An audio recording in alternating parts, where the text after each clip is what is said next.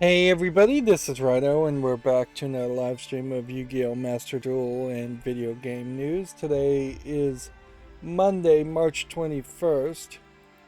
Uh, Finally, after weeks and weeks, it feels like I've finally gotten my insomnia to go around in full circle, so we're actually streaming early in the morning instead of fairly late in the evenings.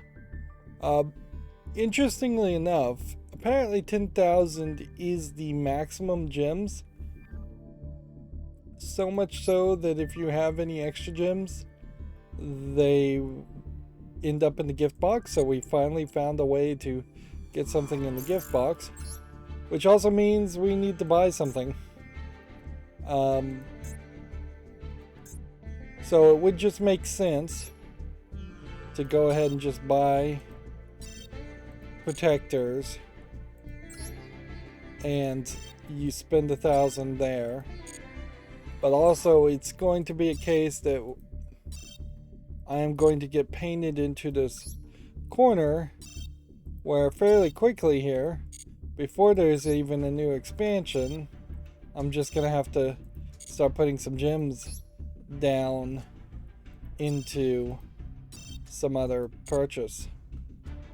It seems very ridiculous to have a bar this long and then cap out at 10,000. In fact, it seems very ridiculous to cap out at 10,000 anyways. That's really not that much, because if you were to simply just buy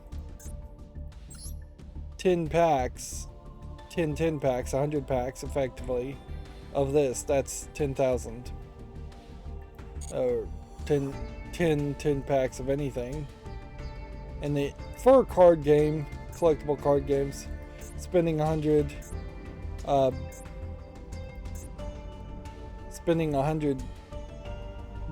buying 100 packs is not insane. It's a little crazy, certainly, but it's not to that level where it's ridiculous. Also, take note that this would have expired in 30 days, so if you did have a whole bunch of extra gems in the gift box and then waited 30 days for some reason, that'd be pretty crazy. That'd be a big loss for no good reason. They're going to do some more maintenance, and the Duel Live is not playing correctly. They're admitting to that, which I've been experiencing that certainly for the past couple of days. But it's been working fine, because if you click the button, you were still getting the daily quest recordings. For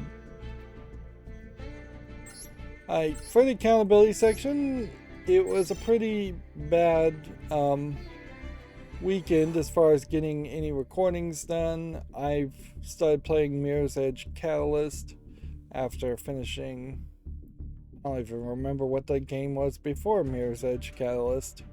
Lego Worlds, I suppose, was what I was playing before that. And yeah, I was a little worried that Mirror's Edge Catalyst was actually just a remaster of Mirror's Edge. And I think there is a remaster of Mirror's Edge somewhere, but maybe not. Instead, it's a remake, reboot of Mirror's Edge.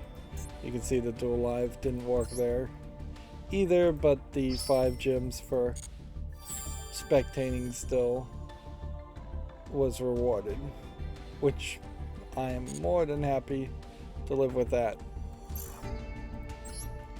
So I've been trying. This has not started yet. This starts in 2 days. I've been trying to push my computer because there was some weirdness still in the last stream, to see if I would get any of that more hitching in the audio, which is what I was experiencing right before the RAM shorted out. And I didn't run into any of it, so maybe what I've done fixed it. I went to Reddit and r/buildapc and tried to get some suggestions there. Really seek outside assistance as far as suggestions. And there was basically one person that responded several times, and that was it. But whatever. He suggested changing the USB plugs on my Blue Yeti to different ports, which I don't think that's probably it, but I'm desperate enough to try anything, so I did it. I also went into safe mode and used a special app to erase the NVIDIA drivers completely and reinstall the NVIDIA drivers, just in case that's possibly it. Although it's kind of hard to believe it would be GPU related that would cause the audio to hitch when all the audio is actually going through the CPU through USB to the Blue Yeti. When I think about it, there is no audio. I thought for a second I was thinking wrong, that the audio was going through DisplayPort to HDMI to my third monitor, but none of that actually makes sense. The more I thought about it.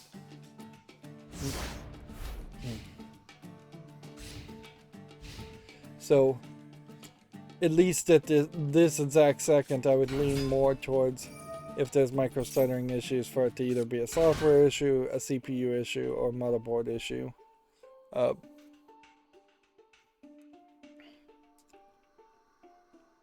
Which, if it's CPU or motherboard, that's going to be a nightmare, because there's not really any way to continue to use the computer until replacements get sent back for Read It 1. Whereas at least if it was a power supply or GPU or even RAM, there's a chance that I could still have the computer work.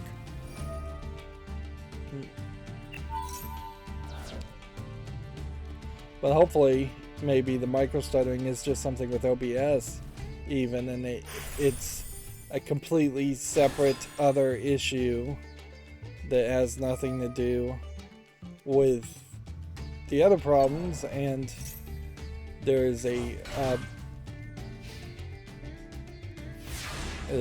there's less to worry about. It would still be a problem if it still exists, if I haven't already fixed it, but if it's not going to lead to worse things, then at least that's something.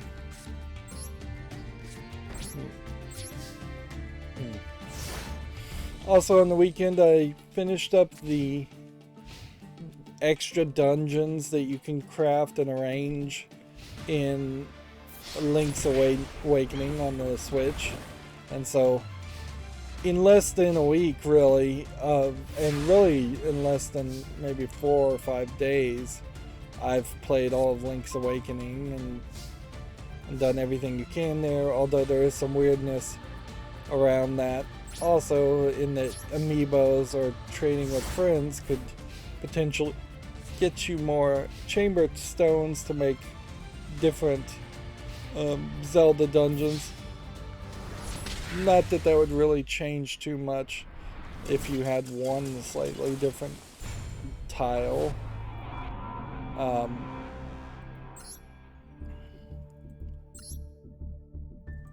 So yeah, I took an opportunity to play Pokemon Cafe on the Switch, which is a touchscreen game, which really, I think, is a great example of how, on some level, this Nintendo Switch was designed to be two very separate experiences, and a touchscreen only game like Pokemon Cafe just feels completely out of order and out of place for a Nintendo game, because the Joy-Cons are useless there. They can't do anything at all. You're dragging and swiping across the screen much like a cell phone game.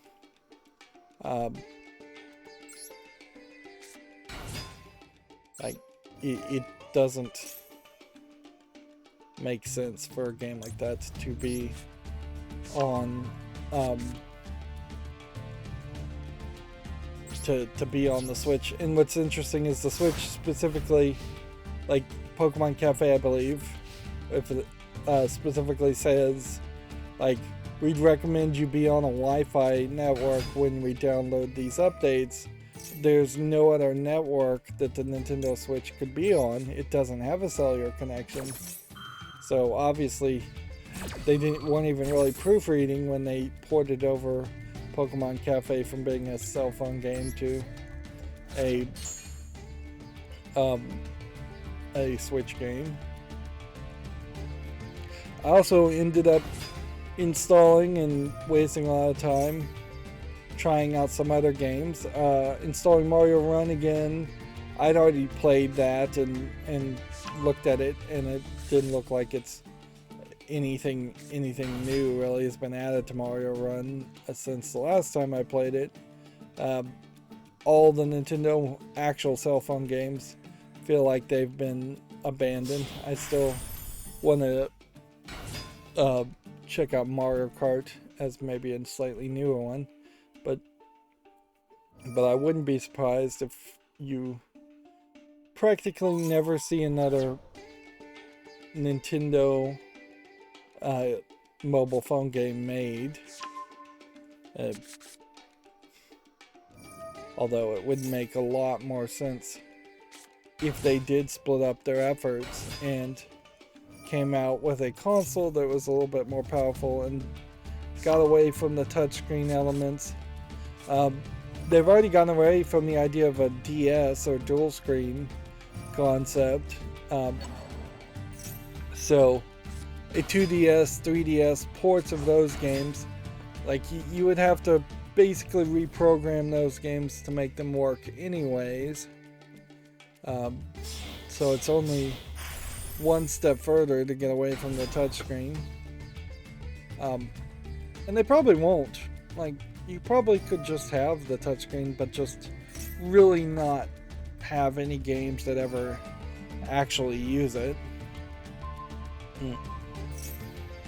Like, even the menu using touchscreen options is not particularly any more efficient or effective. In fact, the whole operating system of the Nintendo Switch is horribly uncustomizable. Like the pause menu being forced to show news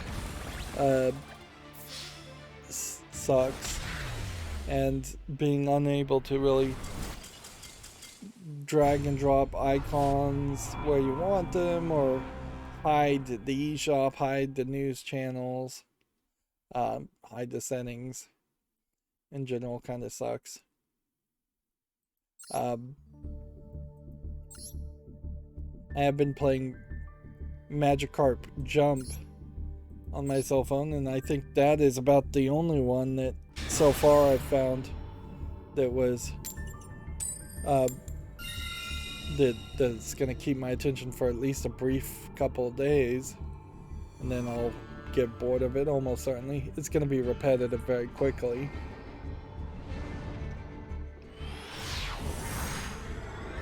And all of the games that from Nintendo, anything that even slightly feels like a cell phone game, is just flooded with microtransactions, and it's just Nintendo should do better. Like, if Nintendo wants to maintain that family-friendly feel for the next generation, they can't fall down the same path as every other mobile game developer out there and just try and rip off parents and kids. Nintendo has to do a little bit better. I did also install Lego Tower for a brief second, then uninstall it on my phone. Lego Tower actually looks very nice. It looks like real Lego sets. Unfortunately, it just again is full of microtransactions, so and on top of that, it's a tiny tower clone that has a wait mechanic, and sitting around and waiting for any kid-focused game is just not going to really work. Kids want to play non-stop regardless of whether their parents' screen time allows them to or not, and then having these you've got to wait an hour, you've got to wait 5 minutes mechanics just does not make sense for that demographic. The wait mechanic sort of makes sense for adults with real jobs and other things to do in their life, of which I may not count myself, really. But even at that, I feel like the wait mechanics are pretty much just stupid.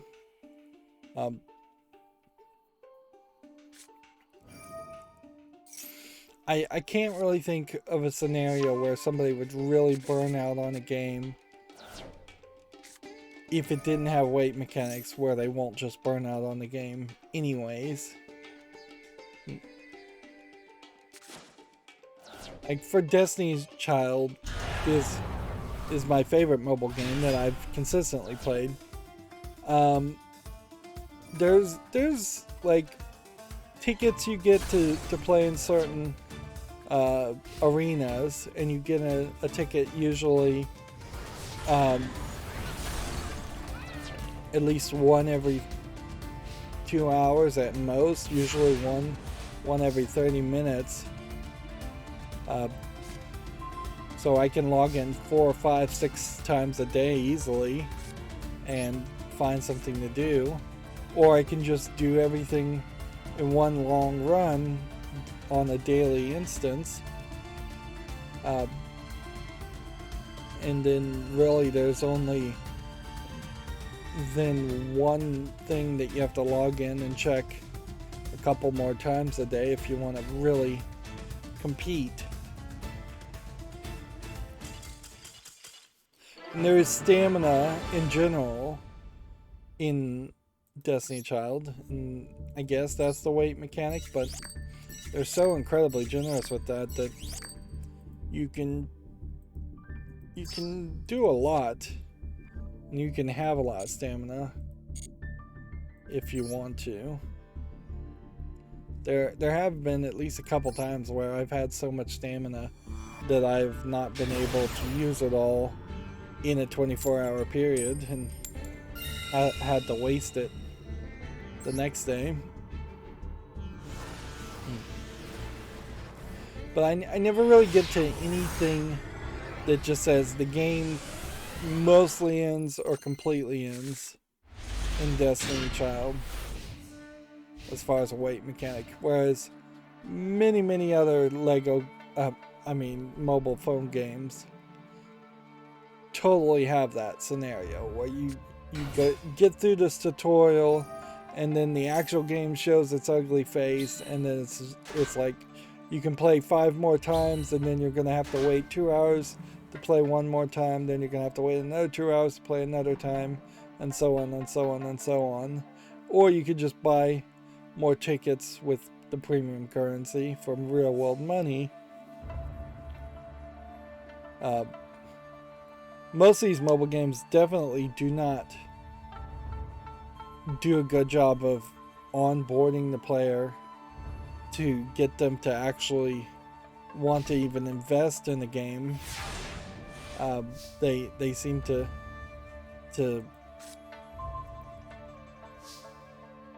say you need to pay them way faster than I think most people would be willing to pay them, and they seem to be targeting the whales and not even the medium or average person willing to pay a little bit.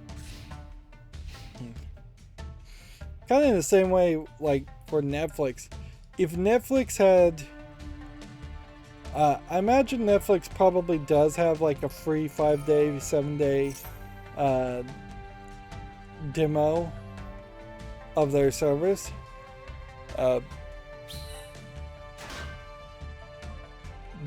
But I wouldn't be surprised if you were to do that, you would have to actually put some kind of credit card on file.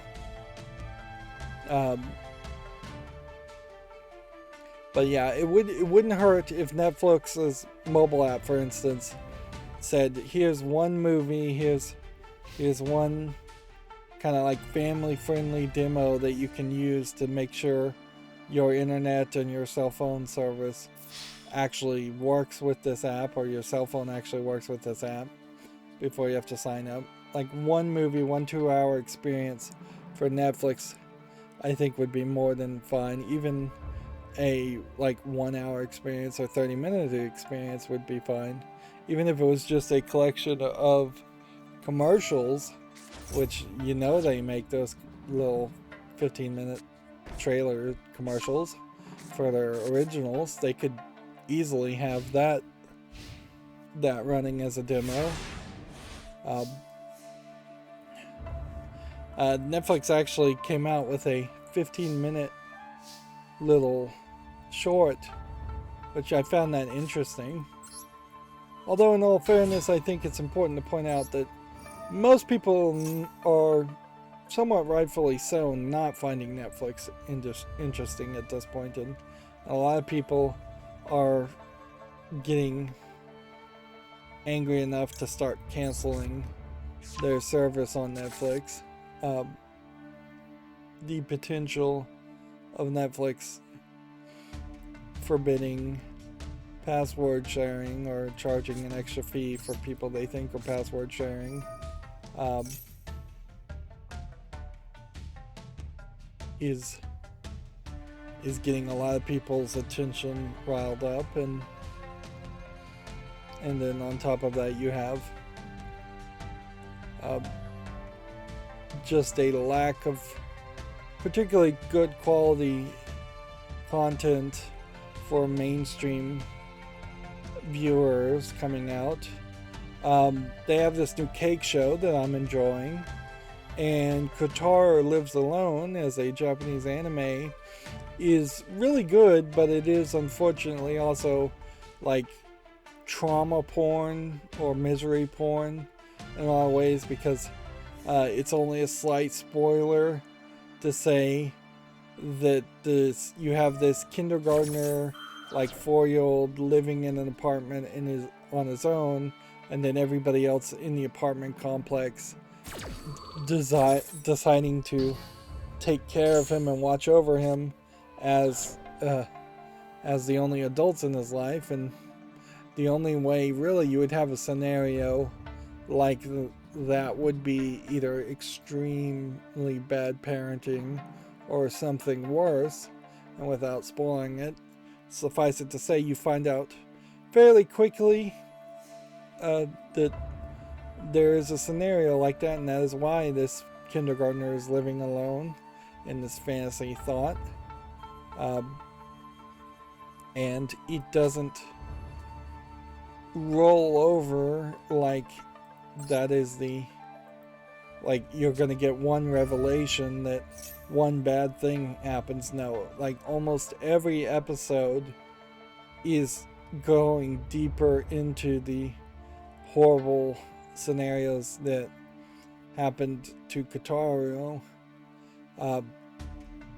which could be very triggering and traumatic, but it's not actually the focus of the show. In fact, the focus of the show is more that Kotaro is actually very smart and very observant and very happy-go-lucky, and it is really more a story of adults who really have no obligation to take care of this child stepping up and deciding to be good people and take care of this child, and caring about people. I imagine from a Japanese perspective,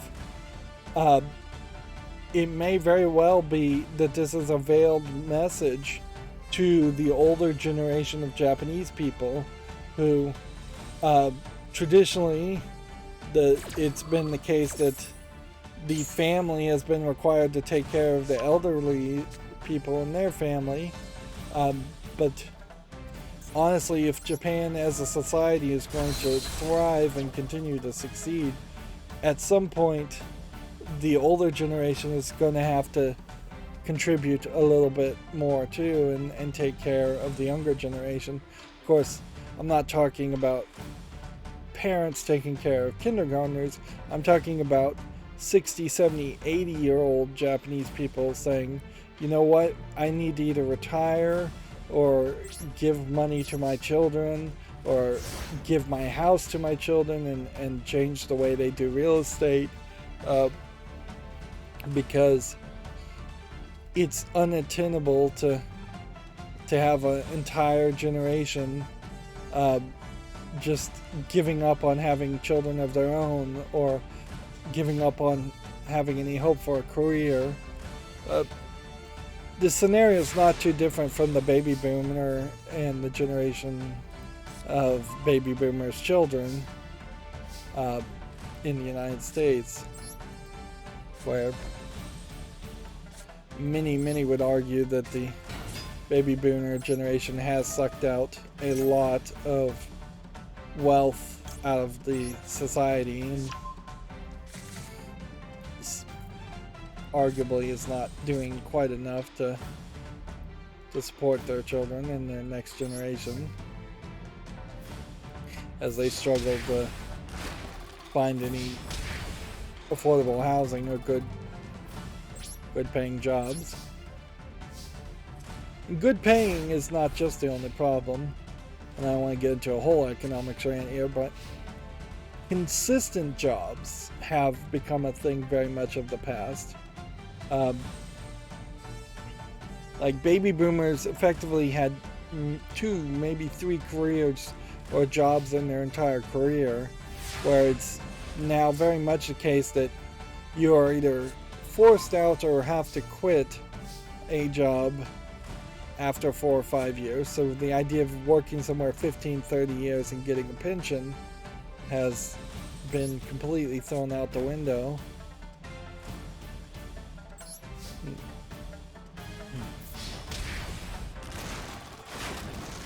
But yeah, again, I'd be very cautious on who I'd recommend Katara Lives Alone to. But if you are willing to watch something that is not as horrific as something like Grave of the Fireflies, and does kind of have a happy, upbeat side to it, where Grave of the Fireflies doesn't, I would say check it out. The other thing that's kind of funny about Katara Lives Alone is that it is a very Japanese tale, in that they are, like, nearly every episode, his neighbors, these complete strangers, are escorting him to a public bathhouse because they're afraid he's going to get kidnapped in the middle of the night. So you have scenes where this kindergartner is at this public bathhouse with complete strangers doing public bathing, which is not something you would expect to see in the West at all. And arguably, when I say the West in that case, I may just be in the United States, and like, because Europe, it actually does happen.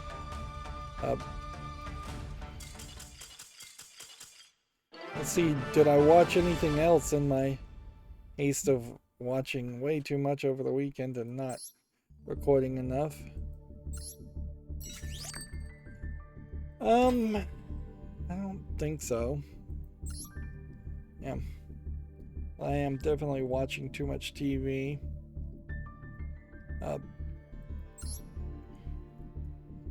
Instead of playing video games. Although, that's interesting.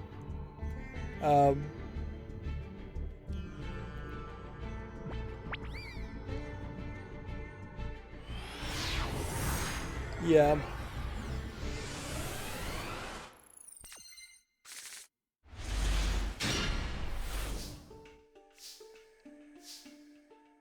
Yeah, I need to focus on making video games, if I'm going to continue to work on this YouTube channel, which I can say it almost every episode. It would be very nice to get a magical 500 extra subscribers. It would be very nice to be back to making some income.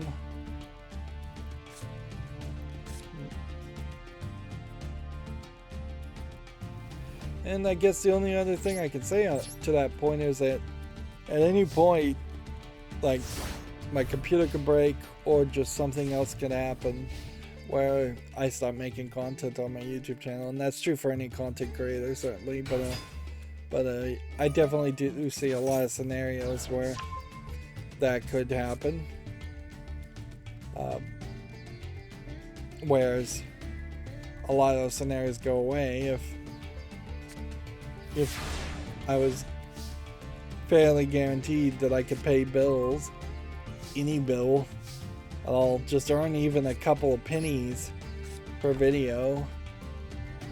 Like, in all honesty, if I got to 1,000 subscribers, I probably would be making somewhere around $100 a month.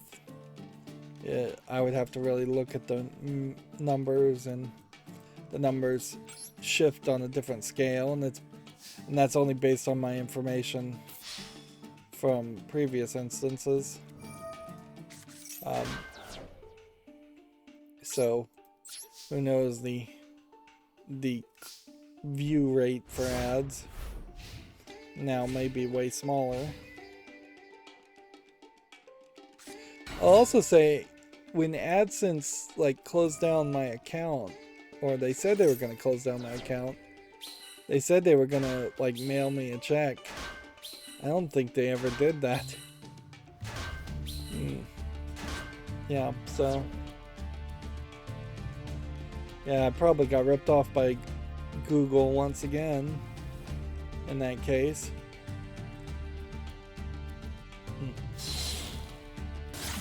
But yeah, it's kind of pointless to even worry about that kind of junk.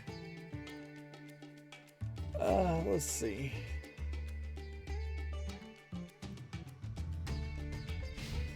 So I was complaining about AAA games not really coming out as much as I would like to see them. And that definitely is true. It would be nice if we had about 2 or 3 games coming out every week. At least one AAA, and then perhaps some other non-AAA games. AA games instead. But we do have Ghostwire Tokyo.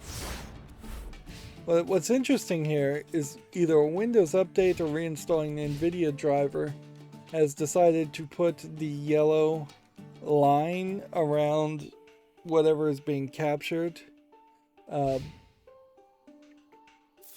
And that was a window capture notification. So either I changed something a long time ago and just haven't been noticing it's been changing to yellow, or Windows has updated to show it's yellow. You won't see the yellow, but around the window, when that screen is being captured and it's not in full screen mode, I am seeing the yellow. It's not a bad thing. It's a security thing to make sure you know that something is recording you, so somebody couldn't effectively install something like spyware on your computer. But it is different. If anything, while streaming, it is probably fairly helpful, because there have been plenty of times where I've accidentally moved my mouse cursor in one direction or the other to pop up the web peak. So things are moving differently and working differently, so different is potentially good.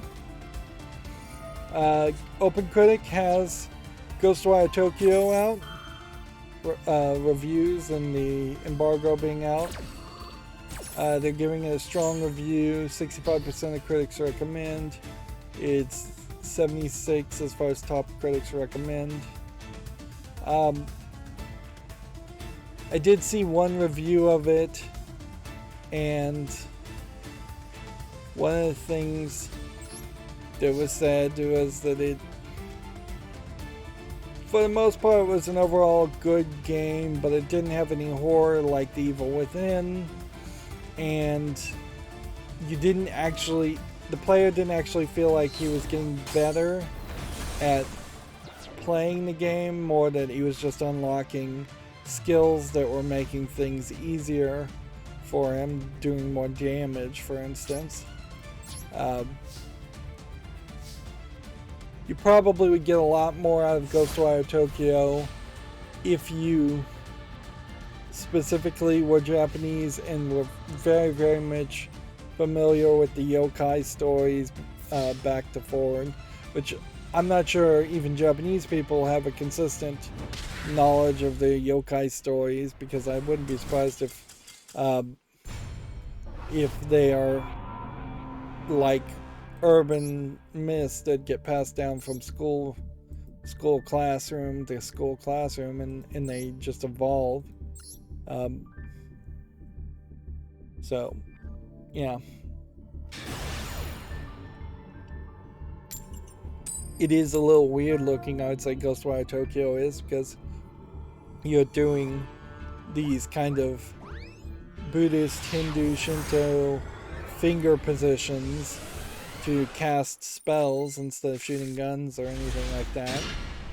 And the enemies don't have any kind of like specific weak points, so you're just shooting them, and you're almost always shooting with the charged attack, according to the video I saw. So it definitely feels like this is a shift for Tango Gameworks to move away from being a horror-centric type gameplay creator. And if anything, it's kind of funny because like the path and trajectory here is to make Evil Within 1 from the creator of Resident Evil 1, and take what was a very much horror-centric experience there, and then all of a sudden, when you're at Evil Within 2, the creators just hands it over to somebody else, and it becomes much more of an open world RPG experience, with much more action and very, very little emphasis on horror, in my opinion, compared to the other things that had to also coexist with the horror, and being open world RPG and having level ups and upgrades for weapons. Now they've shifted the other direction, and now it doesn't really have horror, and it doesn't really have upgradable weapons either.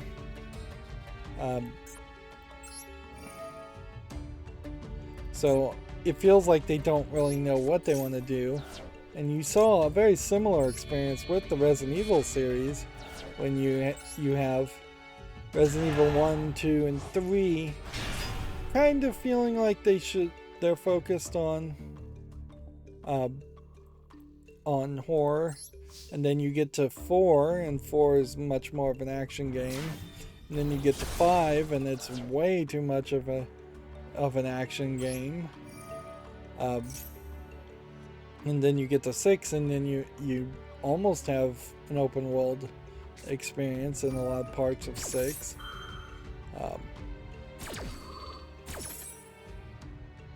And I would assume it was 4 where you actually could upgrade weapons in the Resident Evil series.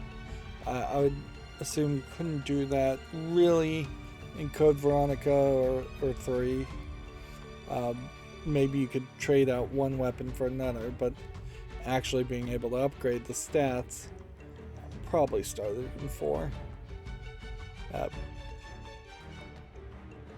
So it seems like they're just kind of doing the same thing, but they are going at least in different directions with different series.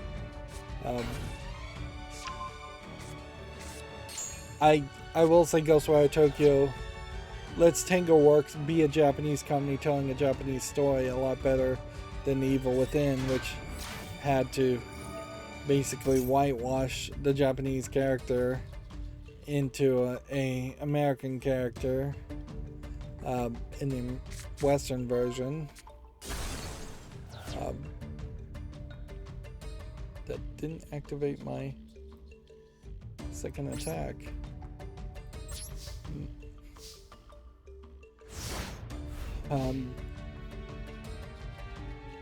So there's some hope there that maybe this work to make the area that you're in, the Tokyo area, something that gets used in some new game or in a potential sequel.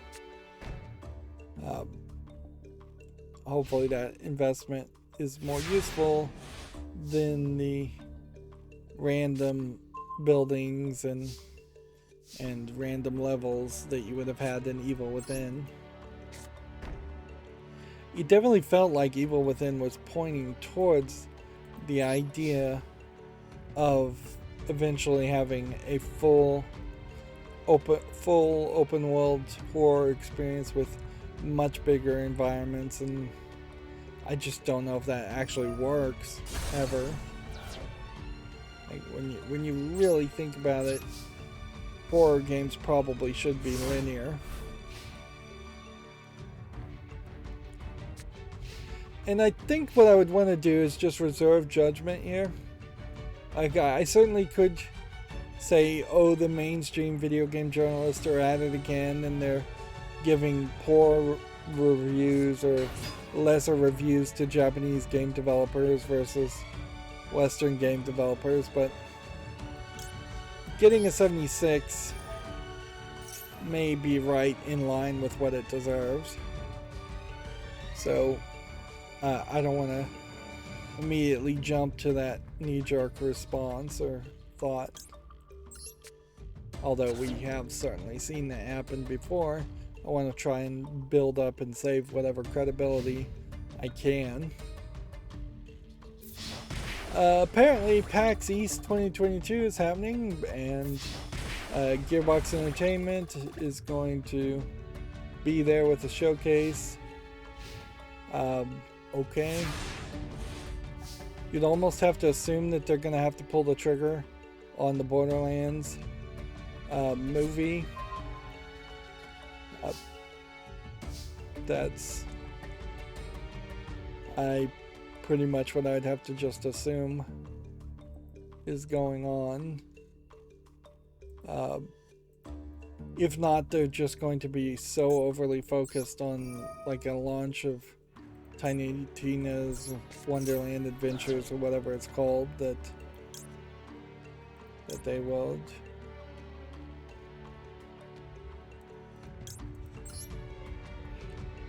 They would have an entire showcase around that.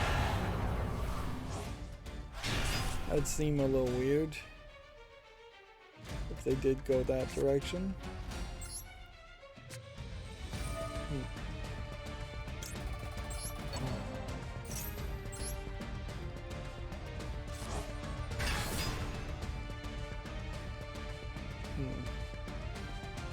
Could also play some of these. Would that get me a victory this turn? I don't think it would.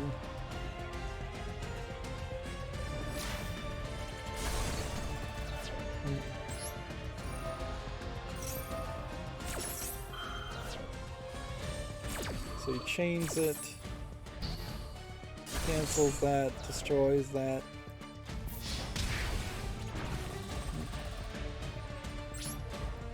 In the turn. The emulator, the Laka, has version 4.0 released. So these are RetroArch cores. Seems like... No, Laka isn't an emulator so much as it is a alternative to RetroPie as far as a specific build of Linux for the Raspberry Pi and other systems, other chipsets, also to be an emulator, operating system emulator front end, which I've never really played around with Laka, but a major release certainly is something.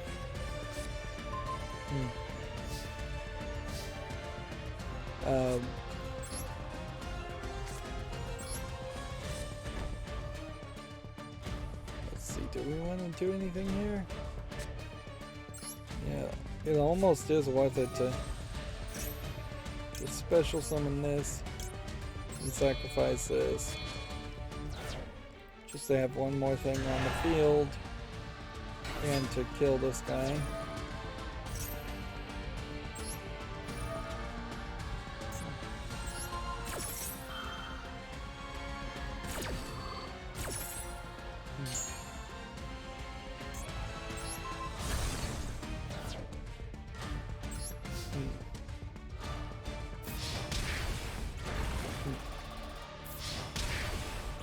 It's not going to get us quite there, though. Laka must have some kind of focus also on a specific like flower for its naming, code names or cereal or something. It is based on the 5.10.103 kernel or 5.295 Raspberry kernel, which, yeah, if you're getting even to the 5 version of the Linux kernels, you're moving in the right direction, certainly, because there's enough out there that's still enough operating systems and such that are still on the 4 versions of the kernels. And while it's not a super set in stone system, you almost want to look for the kernel number and be up with what the most recent kernels numbers are as a way to evaluate how new or up to date the software is that is being run on any system. So if you're running on a 4, then you're probably running some very old stable version of something like Debian that hasn't made the big leap, and there might be software you're using that still requires that. But if you're running at like 5.10, then you know they've moved everything up, and that might mean that there's newer software that potentially would require more power and may even be a little bit more buggy. There definitely were times in the past where you could complain about there being a little bit of jank in new versions, in particular of software in Linux compared to Windows, perhaps being a little bit more rock solid about software being tested and actually running, but it's not really the case anymore like that. With Windows 10 constantly updating and pushing a lot of people to move to Windows 11, which is constantly changing, and with so many softwares either being, hey, we actually did rank up, mostly through luck there, as I would still say, through quick disconnects.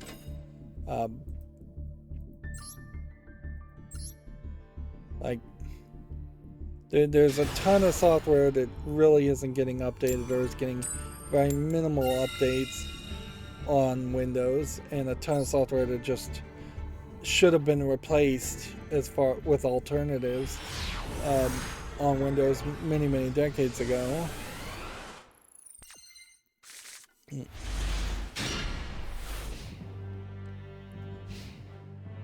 And even the argument about, oh, we can't change the software because we'd have to retrain all of our employees is starting to fall really flat, as there aren't that many employees out there.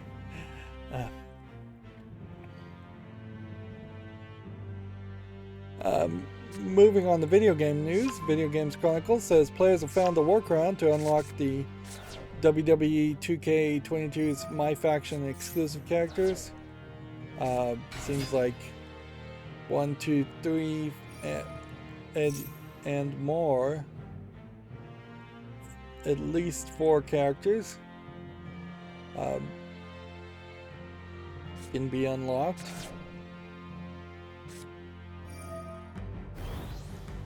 Which I wouldn't be surprised if WWE is upset about that, or 2K is upset about that.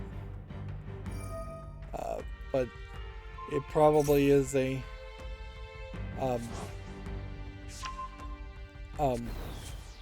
something you should just take as a good thing because it shows enthusiasm. And maybe you patch it out if you're incredibly greedy, or if it really is messing up your financials, but maybe you just leave it alone, or even give away those characters for free as a make good to all players, and make yourself look like the good guy in the process.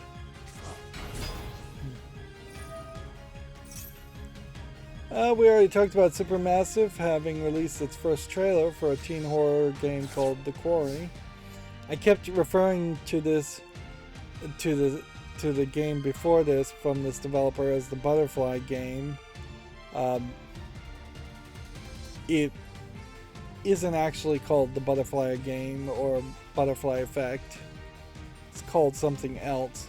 But it does feel like The Quarry may very well be a direct spiritual sequel to that Butterfly Effect game, whereas some of the other games in the Dark Pictures anthology haven't really played that way. And that might even be a case because the Dark Pictures anthology is actually made by a different group of people and I'm just confusing it in my head. Apparently, a lot of the face scans and why this poster happens is that these are actually face scans of actually very famous scream queens and horror actors, and even the kids here are face scanned from up and coming movie actors. So they've spent a lot on the cast here, it feels like.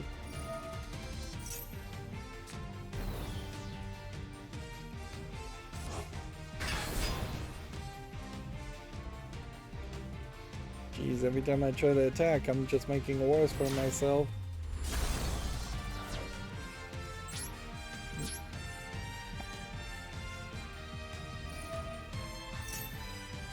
I think we had already talked about this. Quantic Dream claims it's working on 3 new games, progressing serenely. What was weird today about the macro is that it opened up some extra articles on Video Games Chronicles. So it kind of puts me back to square one as far as identifying what is going wrong with my code, that sometimes it just goes back a little too far. It's not the worst bug to have, certainly, but it is kind of annoying to potentially go back to a lot of these articles that we've already talked about. Because some of these are very old, from like 4 or 5 days ago. Talking about when Gran Turismo servers were down for, I think it was 36 hours in total.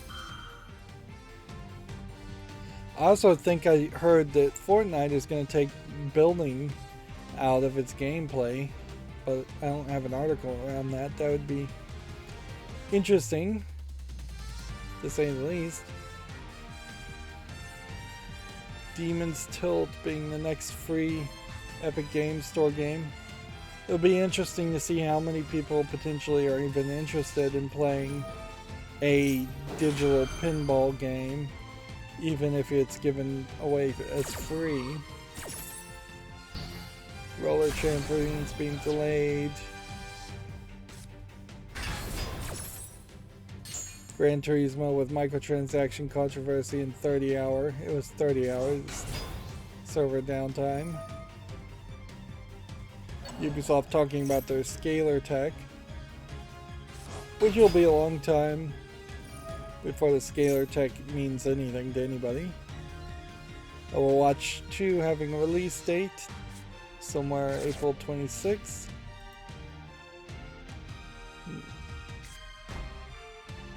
This looks like a new article. According to Video Games Chronicle, it looks like Xbox is removing Twitter sharing for game clips. The latest Xbox Insider reportedly removes the ability to share directly to social media. Seems like it's screenshots and video to social media platforms such as Twitter, which does that mean that Microsoft is secretly working on the Twitter competitor, because Twitter is kind of falling apart as far as growth is concerned. Yeah, I'm gonna almost certainly lose here.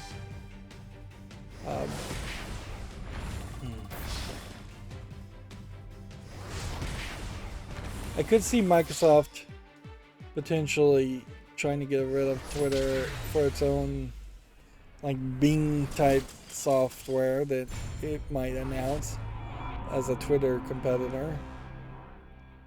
I could also see there being some other reasons for it. I could also easily believe though that this beta insider update simply is missing the feature to update and share things because it's in the insider update and they don't want people leaking out unfinished versions of the next build of their operating system. It is kind of weird for like the Nintendo Switch to have Twitter sharing features. When you think about it, I wouldn't, if I was a parent, particularly want my kid to have a Twitter or an Instagram or anything like that. And if they were going to have anything, I would definitely be monitoring it like crazy. But yeah, honestly, it's hard enough for kids to have friends in the real world. I would have to really consider whether them being sociable in the real world is improved by having online accounts. I can say pretty much from my experience, I've not felt like there's been any real improvement having Twitter or Facebook or any kind of social media accounts like that.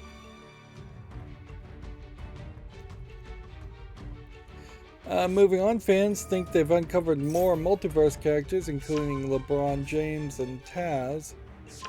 Which, okay. That's believable. Although this multiverse Smash Brothers clone game is going to have to really shoot fast and shoot wides to catch people's attention. Because if Multiverse comes out and then people forget it's even come out, then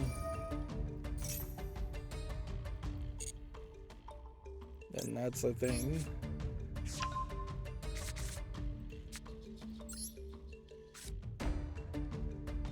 Okay.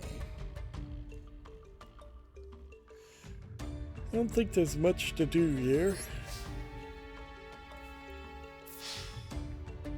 I still am in a weird position where I'm yawning here because I fell asleep fairly early in the evening, then woke up at like 3 or 4 in the morning, and then And then now I could see myself falling asleep again.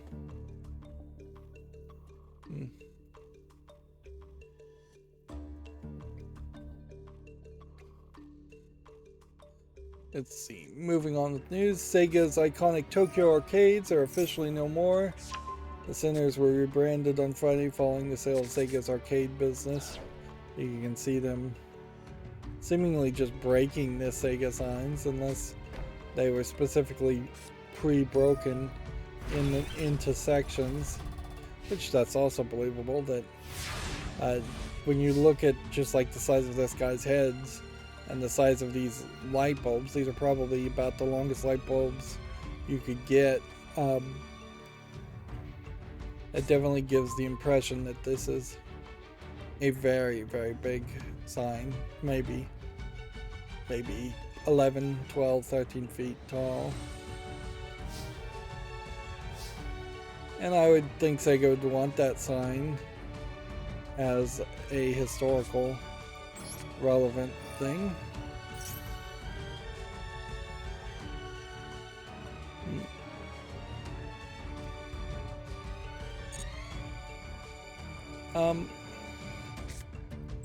Would this actually work? I guess we're gonna find out.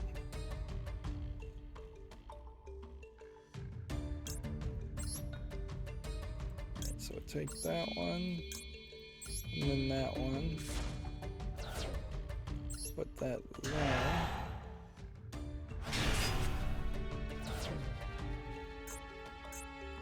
Destroy one card on the field.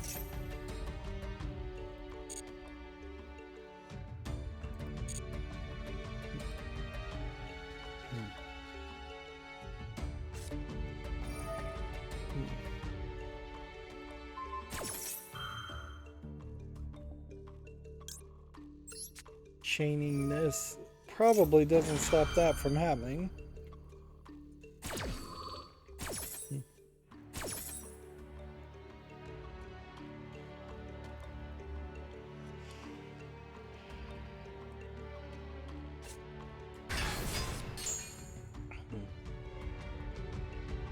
Well, geez, I guess I'll destroy that card.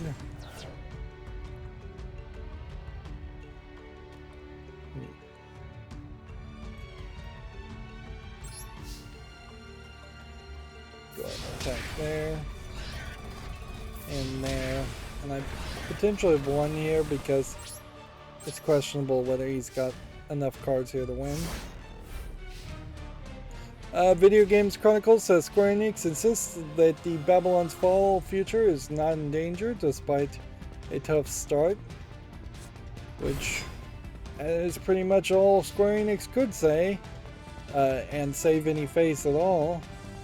Well, just, it'd be nice if it was actually true, certainly, if a game was given a bit more of a chance to succeed.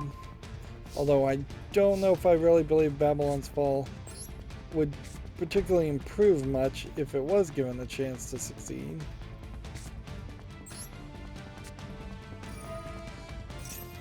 I feel like it's more of a game that has just core problems.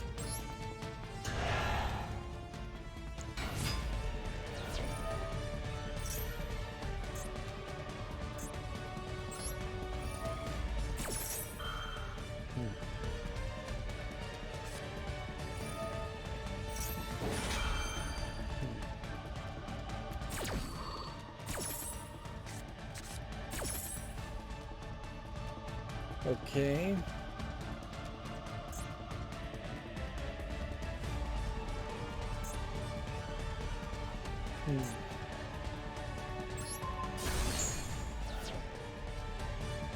Oops.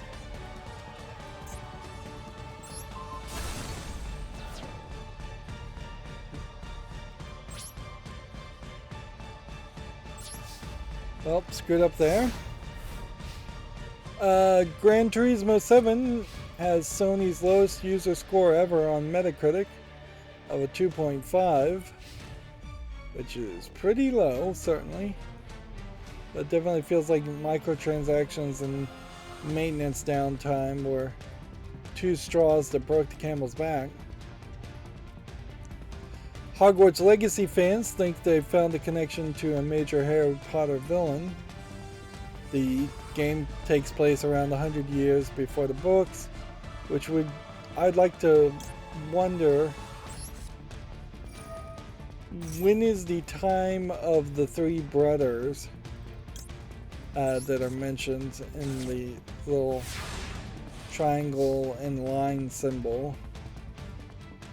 Like, is that thousands of years before the time of Harry Potter, or is that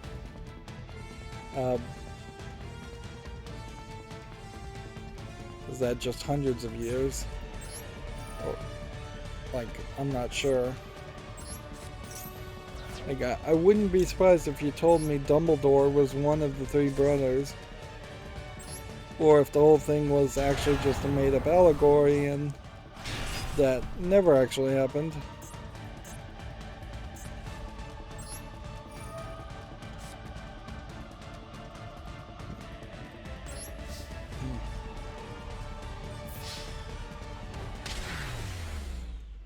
I feel like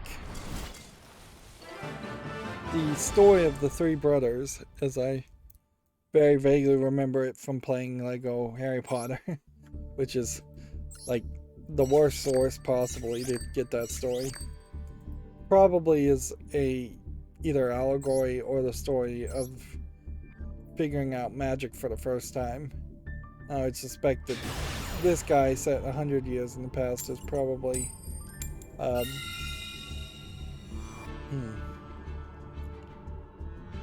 this guy is probably somebody that's not that.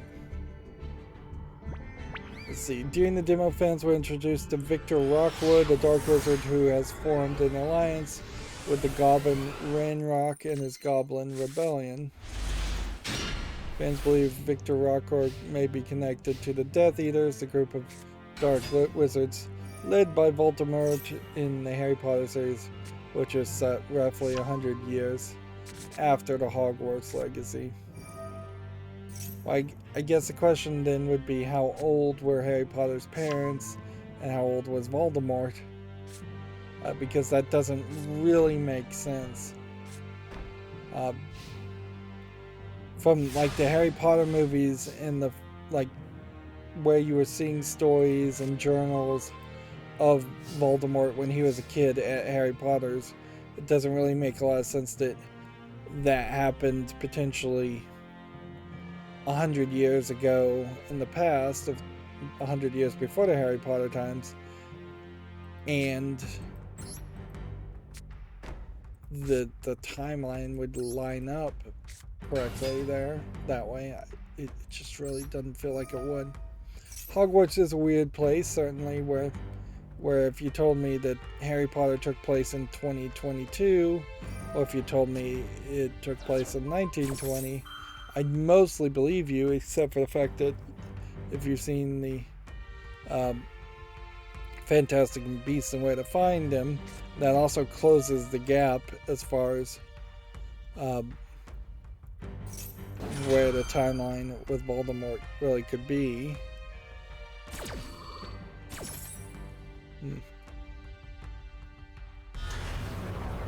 If anything,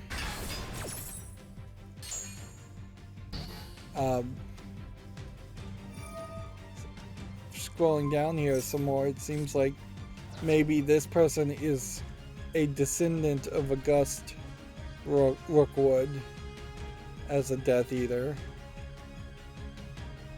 So Victor Rockwood might be a great grandfather of August, or they may just have the same name. So it feels like it's a very small connection at best. And if anything, this is really just a great example of players and people getting hyped on a game that very possibly isn't going to be that good. I know all Harry Potter fans would really love for a Harry Potter game to be good, but I'm not sure it's the easiest of types of stories to translate. If anything, it might do better if it was something like Simon the Sorcerer and just a point-and-click adventure.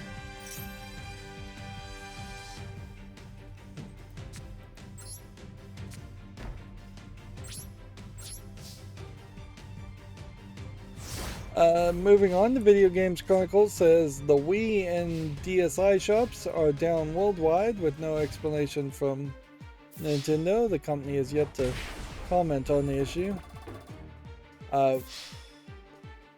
There was definitely an announcement that the Wii shops were going to go down, but I don't think it has happened at the right time, nor was there really the feeling or the inclination that that you were going to not be able to use the shops to re-download things you've already bought.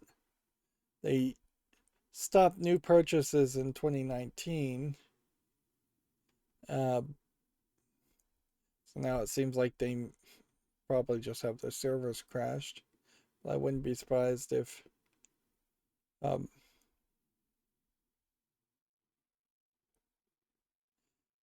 according to Nintendo, they said late March 2023, and for the foreseeable future, it will still be possible to re-download games and DLC, receive software updates, and play online with the Wii U and 3DS. So it would be quite the U-turn if all of a sudden they said, no, actually we've just decided to shut down the whole thing. Although you could potentially cheat and lie here and say that it was a case where they've just been hacked and the servers have been broken and they can't bring them up, which that would be not really believable, but it's an excuse you could certainly make. There's a real question as to how much bandwidth or server costs they really would have, as it's probably not that much to maintain a service like that. I could even see them potentially cleaning up their database and shrinking it down, but there's no reason to do that in production.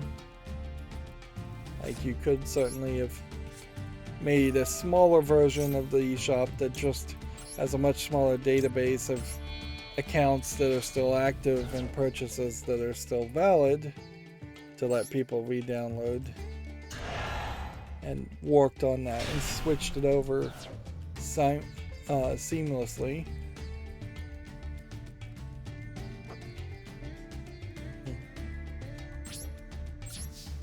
It's another great example of it really is another great example of, like, download games from services tend not to stay around as much as you would like. If Steam gave me an opportunity to pay some kind of premium to get, like, physical discs for every game I owned, I might consider doing that. Although at a certain point it would just be Steam mailing me a USB hard drive that I could play offline. But I'm certainly not going in that direction. I'm not buying hard drives and trying to download every single game and then hoping that I don't have to find some kind of crack later to let them be playable if Steam shut down or if the game was removed from Steam. Fortunately, so far, there's only been a couple of games that have been completely removed and made unplayable on Steam, and they feel like those were legal issues or just very weird, isolated incidents. For instance, what is that one game from Mad Mind Studio that their publisher wanted a censored version and the developer claimed they wanted an uncensored version, and they gave an uncensored version as DLC to everybody who had gotten the censored version, but effectively it was the developer being a self-publisher for the uncensored version. So there was weirdness there, and then that uncensored version eventually just disappeared, and we never got any follow-up to that story.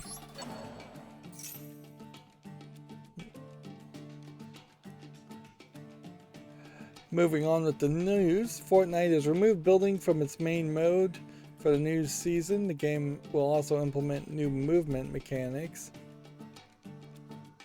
which that is definitely a different game and a different experience.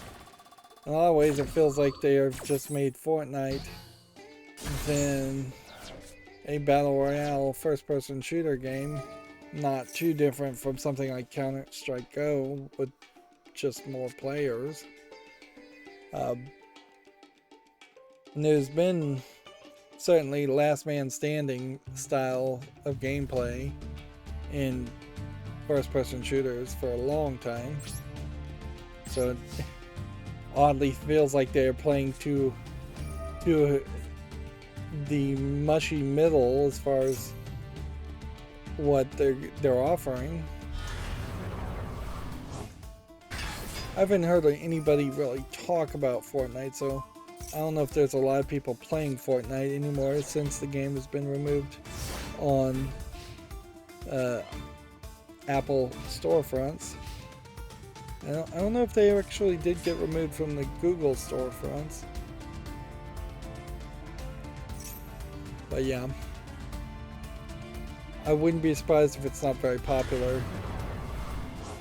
these days. Let's see. Video Games Chronicle says 2K begins removing MyRise exclusive characters from WWE 2K community creations. Players had found a way to replicate and upload the locked characters.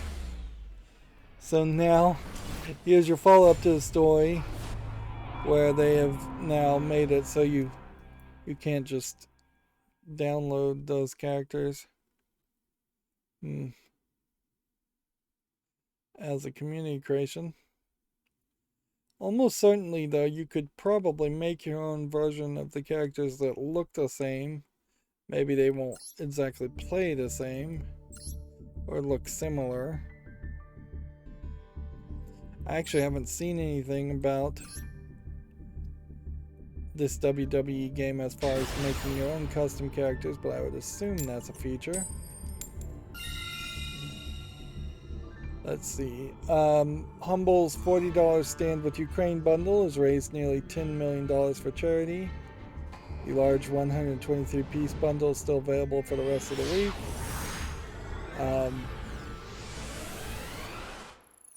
So yeah, they raised a bunch of money. I didn't really consider buying these, as financially I'm just kind of broke, which is funny because I probably don't have like Fable Anniversary. I probably don't have Quantum Break. I may not have Metro Exodus. I definitely don't have Back for Blood, Spyro Reignited Trilogy. So this might be the first Humble bundle that actually would have been reasonable for me to purchase in a long time. Anyways. Whereas so many of the other Humble bundles have not been worth even considering or looking at it, that I stopped even looking at the games, the Humble bundles.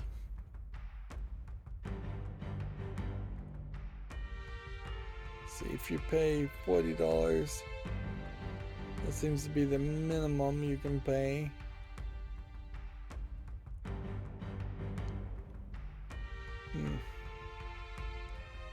I guess the question also comes down to how many of these would be Steam keys, because I am not sure about that one either.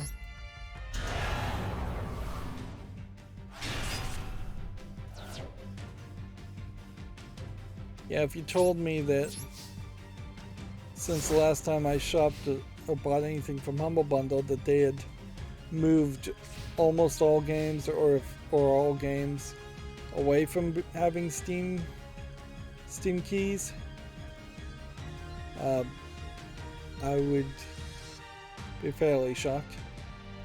911 Operator, Less from Beyond, System Shock Enhanced Edition. This is not a bad deal. And you can't get 40 games of a certain level of caliber like this during a Steam sale. Yeah, this is definitely not a bad one. The Lust for Darkness non-M-rated version.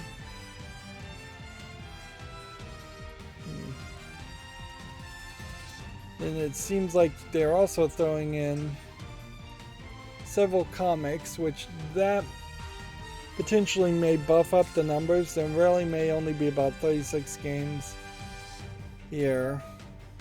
So much, and then the rest of this may be software stuff that doesn't really matter so much. Somebody spend apparently $10,000 might be the maximum as far as contributors. Really, it is. And says multiple platforms there. There is a real question, certainly, though, that has to once again be mentioned as far as it being a tax write-off for Humble for you to donate to this, not really for you, because you're getting a reward, a gift, you're purchasing something, so you can't write it off on your taxes. And then I think this was going to the Red Cross. No, it's Rhizome for Ukraine, International Rescue Committee, International Medical Corps, and Direct Relief. So you'd have to kind of investigate each of these. So you can look here and see that most of these games are redeemable on Steam, except for Max Payne 2 and Max Payne 3. So you do fairly well if you were looking for more Steam games. I'm not even sure I own Slay the Spire.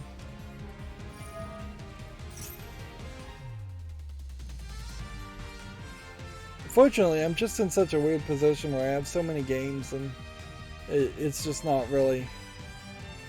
It's not really worth it to buy any more games. I'm not even sure I'm gonna buy any games when the big Black Friday, November sales, October sales, December sales happen this year.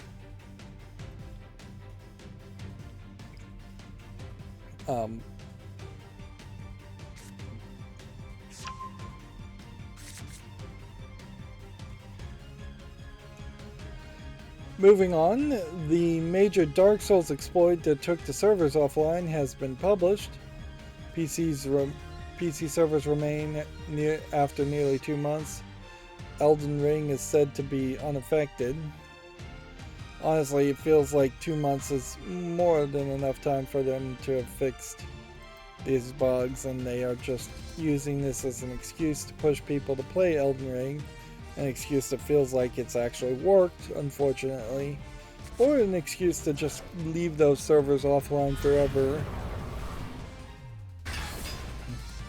Arguably, it would take a lot more money to maintain the servers for the Dark Souls games than it would to maintain the servers for a shopping front of the Wii U and DSi. because the highly interactive nature of data going back and forth for Dark Souls is not the same as static data and small bits of transaction data going back and forth between a shop.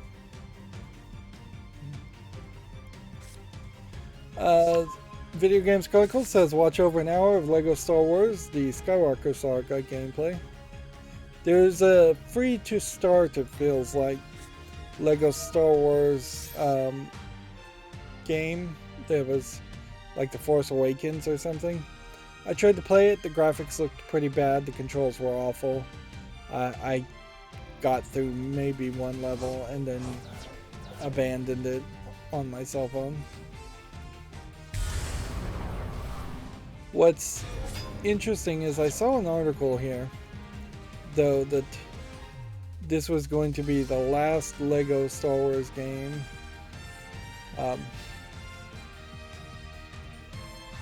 Let's see. Here it says, in our preview we called LEGO Star Wars The Skywalker Saga an incredibly celebratory last dance for one of the most celebrated licensed franchise in gaming. I don't know why there's any reason to believe specifically that this is going to be guaranteed the last LEGO game. I wouldn't be surprised one bit if there's a new Star Wars movie or TV show and then there's another LEGO Star Wars game that comes out from that.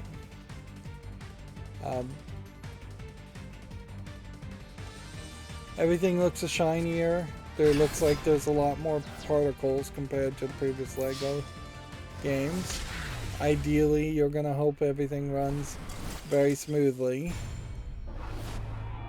The experience overall, I don't think it's gonna be that much different though. In a lot of ways, this may just be the exact same gags even that we see, have seen before. In this case too, it's not a terrible idea if they do remake and recreate a lot of the gags and jokes from the first LEGO Star Wars games. I guess there will be also some weirdness in that we expect there to actually be voice acting in some part, but I almost wouldn't be surprised if the game decides to not go that route. I'm noticing that the heads-up display here does seem to be fairly different, and this feels oddly more like LEGO Worlds in its interface than any of the previous LEGO games.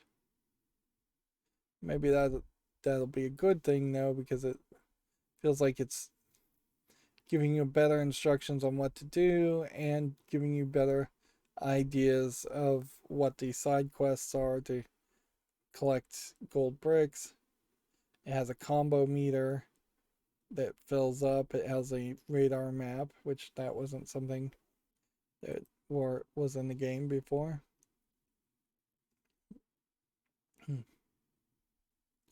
Yeah, at a certain level though, like,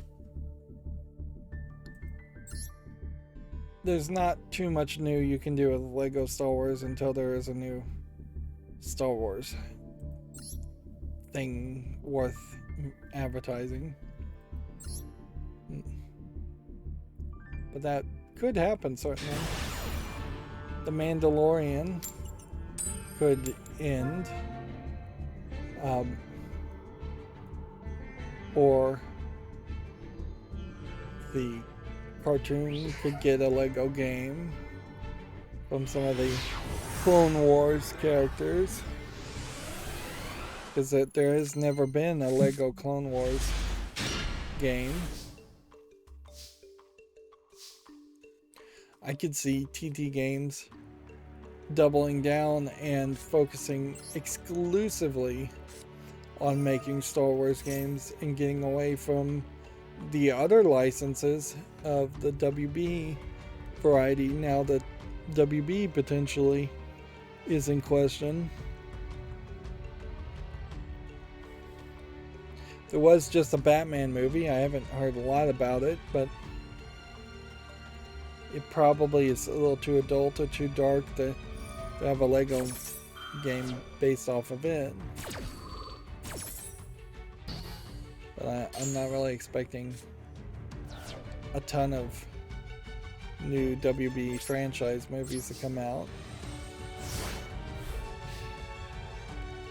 But you'd almost the smart bet is to assume that there will be more Lego Star Wars games and more Lego Harry Potter games, and decent chance that there will even be a Lego Lord of the Rings game of some sort.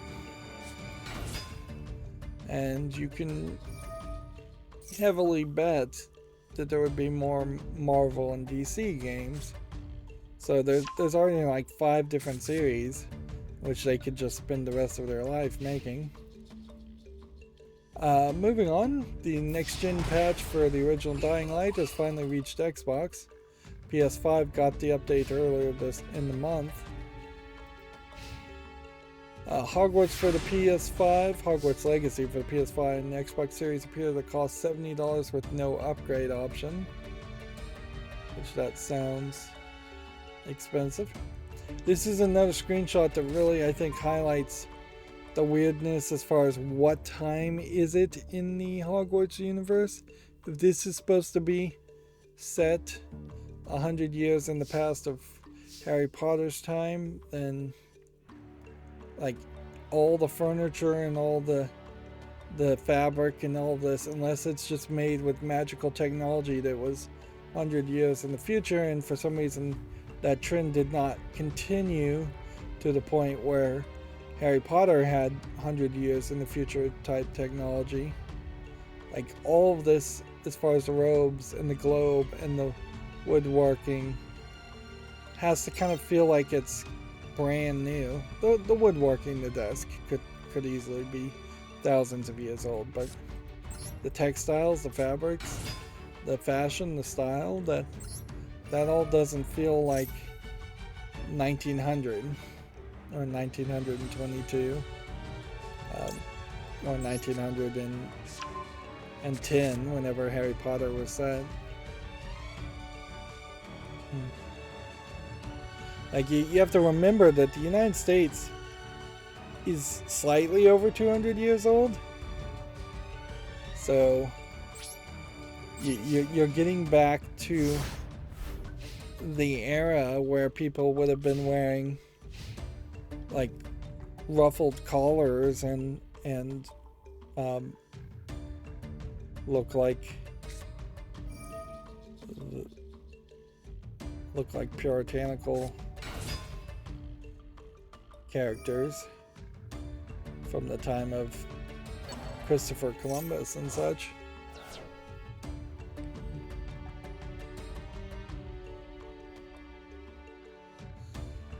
In fact, even the architectural style of Hogwarts starts to fall apart and not make sense if you try to go too far back in time. Like this, I would call this a Gothic architecture style. Maybe has a roots of 400 or 500 years in the past. Anything before that, you would expect something more of like a Tudor style architecture, particularly in the UK.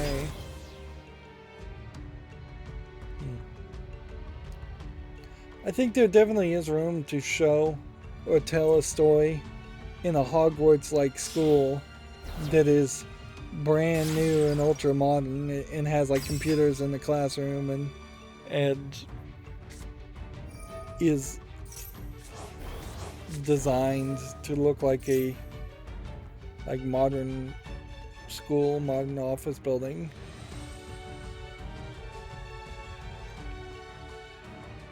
I don't know what you really do with that story after that point, other than you're just changing the setting for no reason. You run into the danger of making it look like Control for no reason. Gamatsu has some articles here. Some of these may be pretty old too. Yeah, this is from the 16th. You know what might be happening here is I might be resetting my computer, and then that is not saving the data into the CSV file. I hadn't thought of that. So there might not be so much wrong with my system as much as there's just potentially something wrong with the way I've been shutting down Chrome.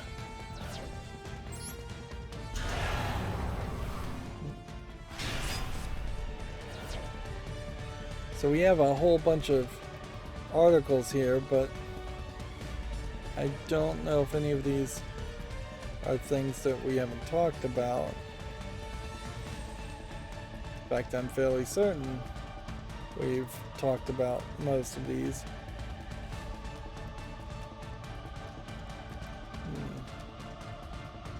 This would have been from the 17th. We'd be looking for things from like the 18th onward.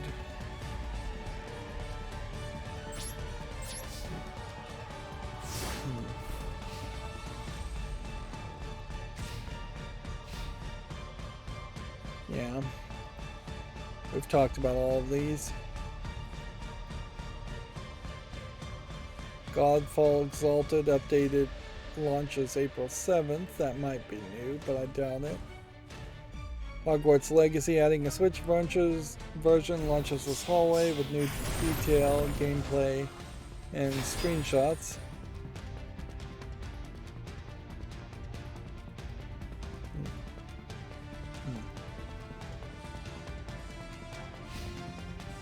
I'm probably not the person to make this argument, but I feel like a nostalgia for British education system, particularly the old British education system, is a level of insanity that the Harry Potter writer is embracing, really. And I think maybe a lot of adults in the UK system, education system, are embracing that, probably wrongly, because the whole you have to wear a tie and a uniform mentality, and you have to dress up like a sailor effectively in the school is not something that I think is particularly a great idea. And certainly the rampant hostility and abuse from teachers that UK teachers at least used to have was not a great idea.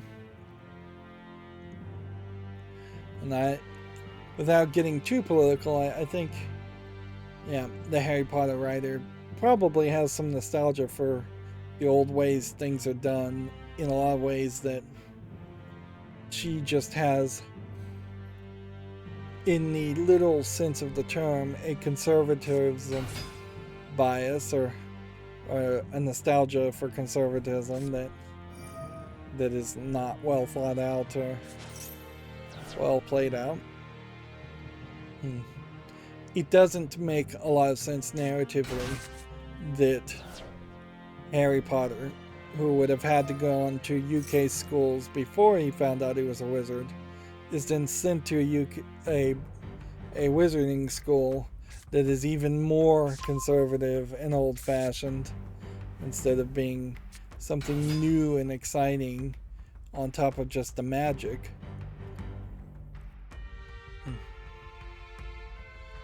Like, it would make a lot more sense if Hogwarts was the way it was, that there would be a rebel group, not Voldemort per se, but just rebel groups that would go out and form their own schools, or form hippie communes, or just reject the central authority and the old ways of doing things.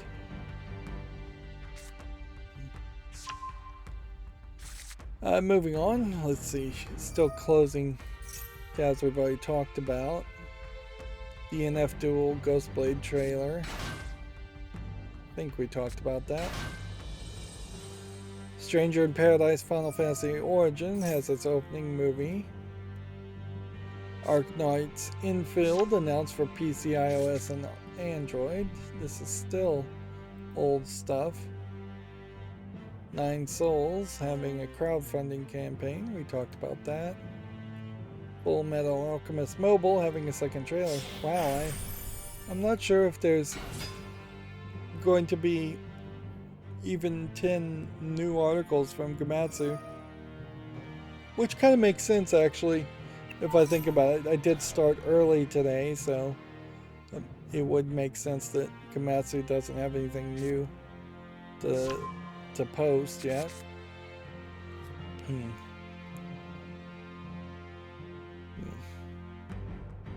Let's see.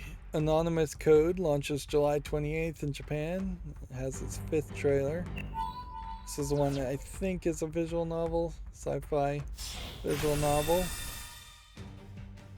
Triangle Strategy shipments and digital sales nearly 800,000. That's a big number. Genshin Impact version 2.6 update launching March 30th. Vampire the Masquerade Swan Song has a gameplay reveal trailer, which I actually want to see this, and frankly we've been closing so many things it would make sense for me to watch it. It's rated M for mature. You see a vampire guy strangling somebody. It looks like a vampire.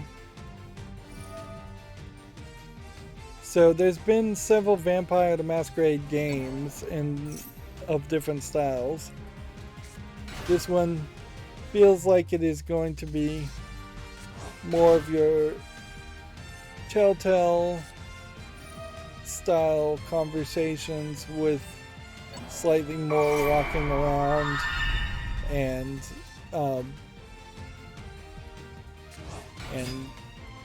adventure style gameplay.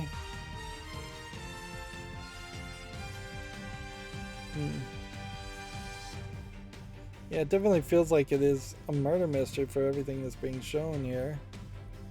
Almost feels like there might be some stealth, like Hitman style gameplay mechanics also. And then you're gonna have this little kid vampire. And Vitiligo vampire.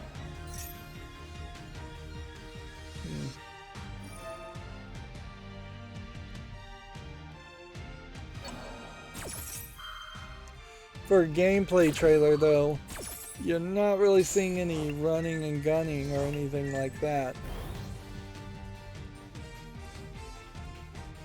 So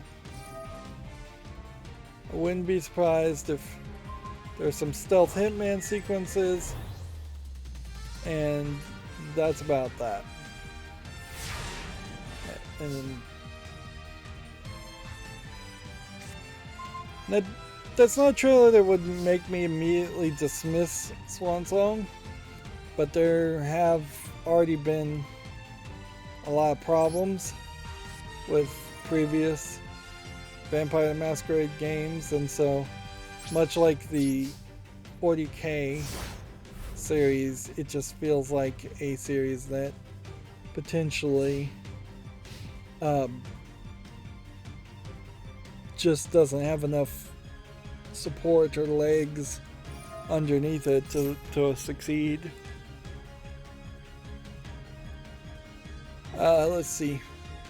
Tunchi for the PS4 launches March 25th according to Gamatsu.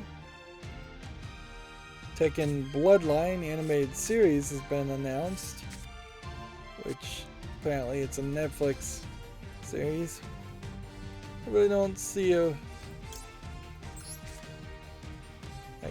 I really don't think there's a real reason why I would watch something like Tekken Bloodline though, or any kind of Tekken animated series. Arc World Tour 2022 has been announced, which is not a lot of news beyond that. Guilty Gear Strive DLC character Testament launches March 28th alongside a new stage and a digital figurine or figure mode, which I assume the digital figure mode is like a 3D model viewer.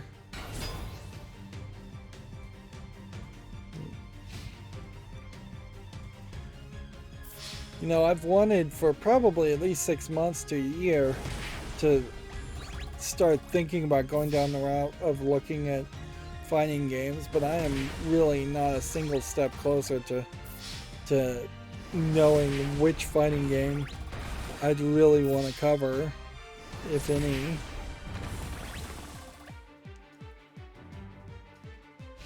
It'd be very easy for me at the moment to be very flippant and spotlight several fighting games, just showing off a very flippant, like uneducated view of what the fighting games are, and not trying to go through any kind of story mode if there is a story mode, or really understand how the controls work. Speaking of fighting games, DNF Duel launches June 28th. If anything, it feels like now is kind of a good time to get into fighting games, or a terrible time to get into fighting games, depending on whether or not your intent is to play a bunch of fighting games. If you don't intend to play a bunch of fighting games, now is probably an awful time.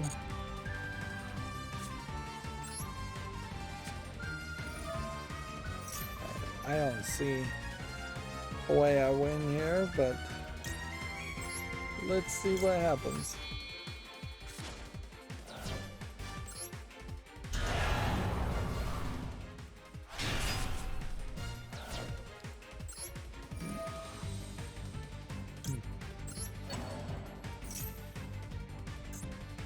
Destroy a card on the field. Feel like I'd have to do this a couple times. Seems like this guy can just cancel out that anyways.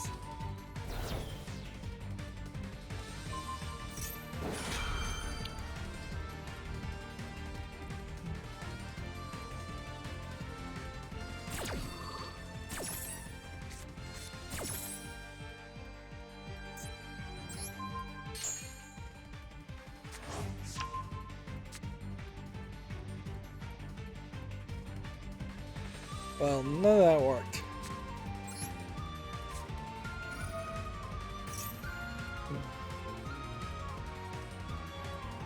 And summoning this guy a second time won't let me destroy another card on the field, I don't believe.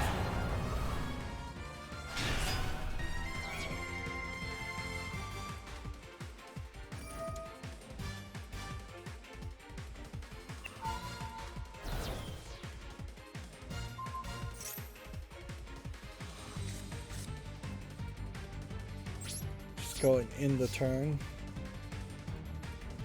Let's see. Virtua Fighter 5 Ultimate Showdown Tekken series collaboration costume DLC has been announced, which I guess you just get an announcement, or you can watch the video if you're interested. Let's see, this week's Japanese game releases are After the Fall, AI Kiss 3 Cute, AI Kiss 1, 2, and 3 Pack, Ender Lilies, Quantus of the Nights, Ghostwire Tokyo, Kirby the Forgotten Land, and wow, that is a lot. Kobayashi, Miss Kobayashi Dragon Maid, Mizusa's Happiness, Sakura Separation, Karu Batake de Sumete Te, Ori and the Will Wisp, Relayer. A lot of games coming out for the PS4 and PS5. Shadowverse Champions Battle. I think I mentioned that they're getting a second anime series. Tiny Tina's Wonderlands and Tokyo 24Q in Noru. Well, I guess Tiny Tina's Wonderlands also is coming out.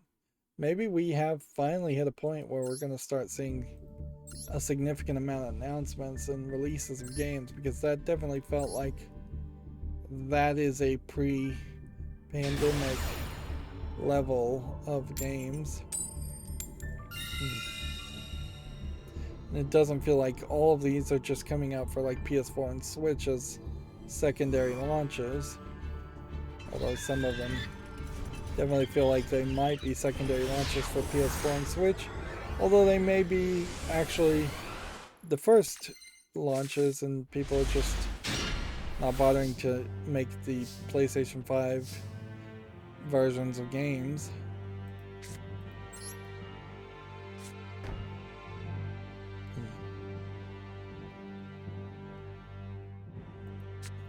Do I really want this?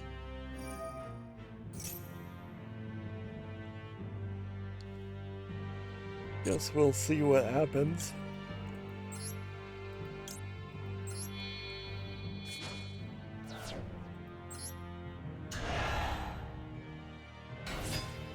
It sucks that I'm yawning here because I was hoping to get back to my project of putting together bookshelves, which I'm not doing a very good job of getting around to that. I spent half of last week with back pain for no good reason other than I was lying in bed playing the Nintendo Switch, and that caused me back pain. Wasn't expecting that. Hey, let's see. Go and destroy that card.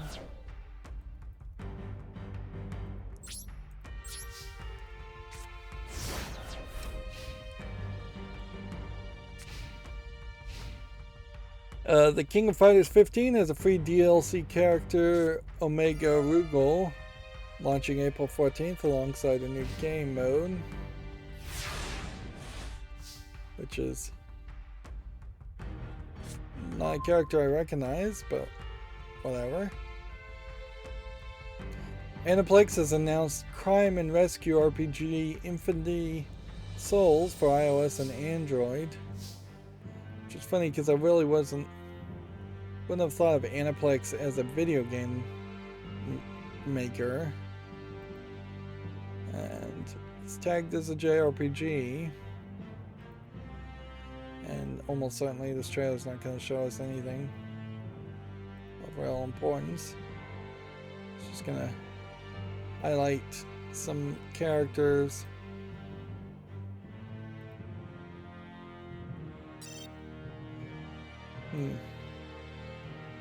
Like you'd have to fairly stretch to try and figure out what it was about. It's Aniplex and 7 Arcs, so I'd imagine Aniplex is animating it, which probably means that there's going to be a fairly high level of animation, which also probably means that there won't be that many characters. So it's probably not going to just be a gacha style game where you get a whole bunch of different characters to collect. If anything, I would potentially lean to believing that it is a straight up linear experience on mobile. And if it is going to be on mobile, I imagine the gameplay elements may be fairly limited and it may be fairly short. It might boil down to just being an adventure game or even a visual novel.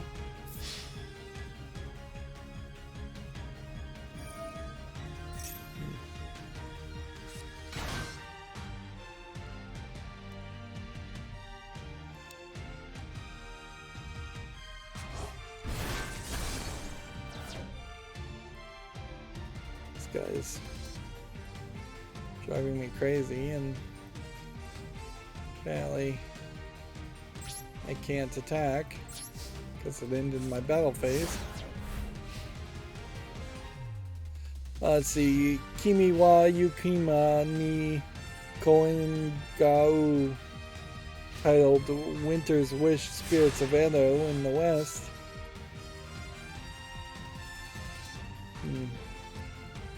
And somebody would have to speak Japanese to know if that's a accurate or even close to accurate translation.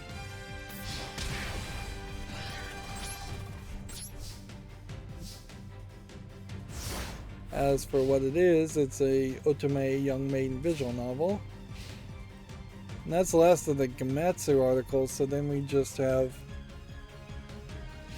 let's see, a bunch of games that came out on Steam, starting with the 18th. What's on Steam, as far as my program, seems to work perfectly. I've never had it really open a bunch of games that that I had already talked about.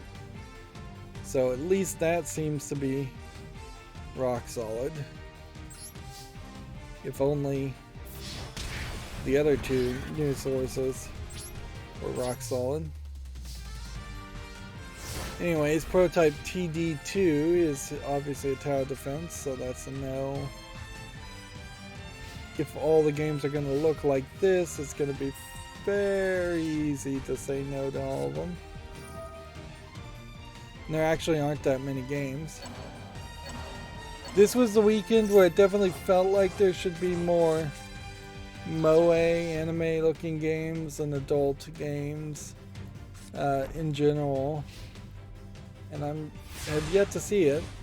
Yes, you have one here that is a dating sim and you're seeing a little bit of cleavage, but that's pretty much the only thing.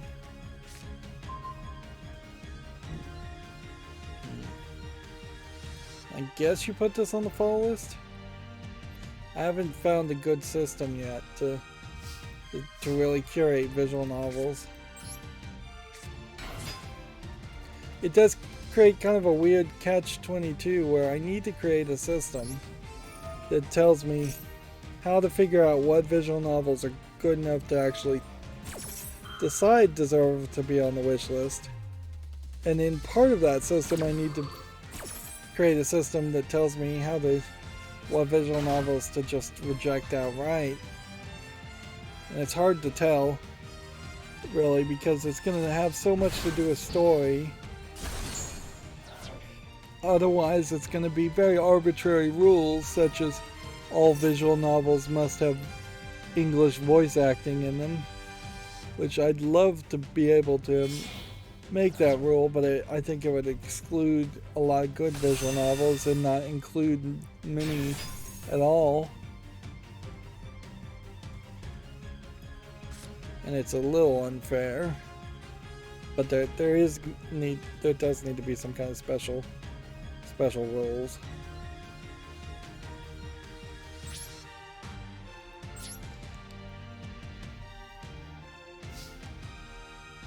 Next we have a game on Steam here called Whispers of the Ancient Stone, which just looks like it's a puzzle game. It's free if you want to check it out.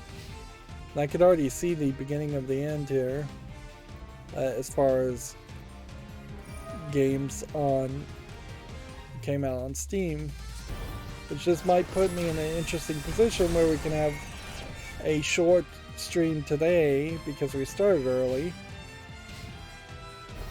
This closing shift does not look like much as far as a game, and I don't really think I want to get bundles that are just collections of what look like horror sequences. Yeah. So I'm going to say no to that. We have something called Jump Challenge, which I assume is a Jump King type clone. Although it may not even be as complicated as that. It may be something you can control a lot tighter. And for that trade-off, they've made it into a Battle Royale game and a cheaper price. It's probably not good, I would guess, but it is certainly something to consider if Jump King as a game is too difficult for you. Here we have something called Spirits of Freedom, which the video looked good, but the actual game does not look like much of anything. Yeah. It definitely is giving off that furry vibe. But I'll be generous and put it on the follow list.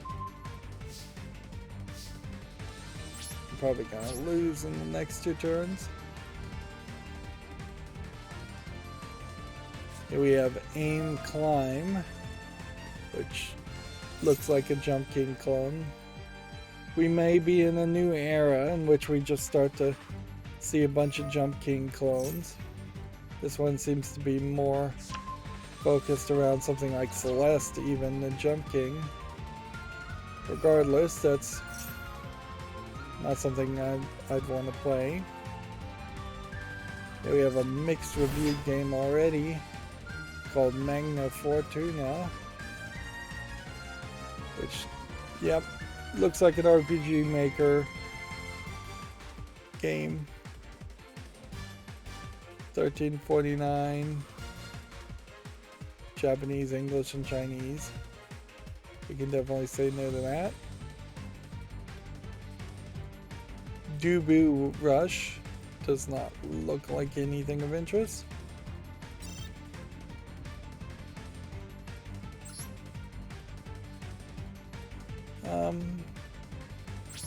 Let's just end the turn and let it be done. Here we have a game called Parasite, which is probably an asset flip horror game with dark screenshots. Yep, that's what I'd have to classify it. So I'm gonna say no to that. Here we have My Furry Teacher, which is tagged with sexual content. So let me make sure everything here is YouTube family friendly.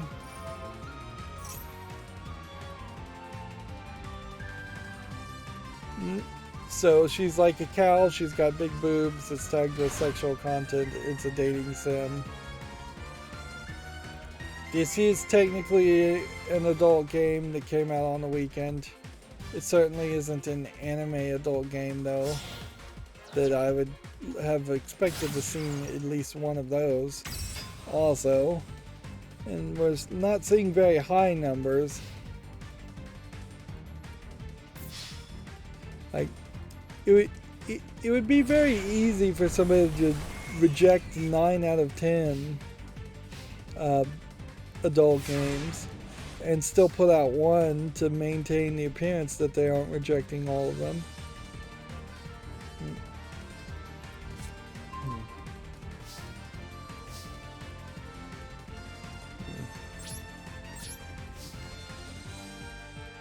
Let's see, here we have a game called Planet Collector's Earth Episode, which looks like it's probably an asset flip first-person shooter. Although, I will say these little adobe huts are an interesting twist. But when you look out in the outskirts of the area, it seems like it's mostly empty desert. So, nope to that. We have a game called Battle 4 Towers, which doesn't look like much. So nope to that. I think we could probably just continue to play for the rest of today. Unless it's not going to load. Here we have a game on Steam called Snakebite, which just looks like a snake game. So nothing new there.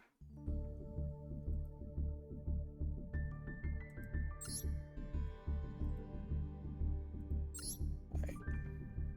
We did get up to rank 4. So if we look here,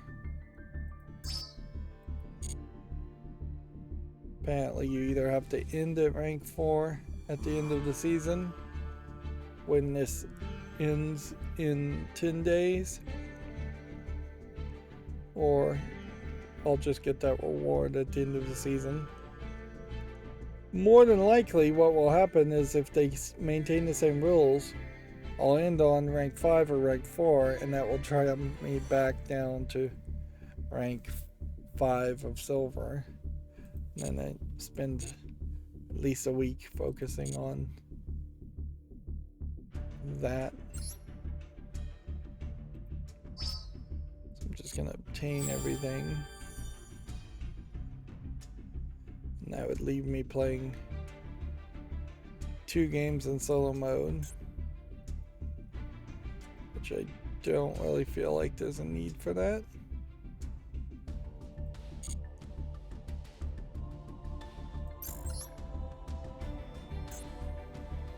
Probably would be better if you could swap out things like that.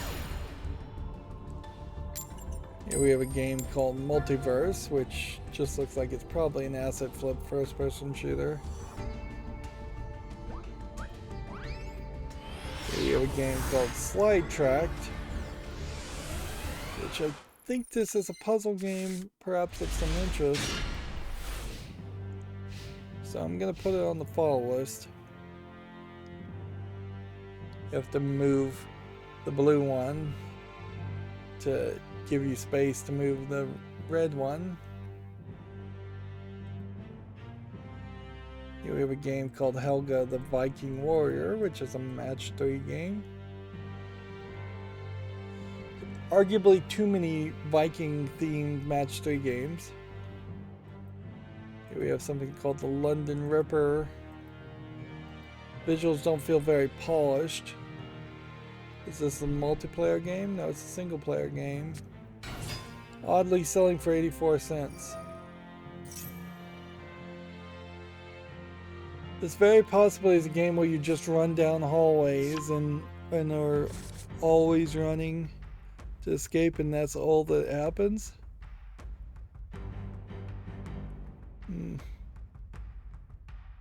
But I'm gonna give it a chance, just to potentially be something more, even though I suspect it isn't. Next we have a game called The Deep Lost, which is tagged as a psychological horror. Kind of feels like it's got some dark screenshot syndrome here also. $1.99, English and Turkish. I'm gonna put it on the fall list though, I'm being fairly generous.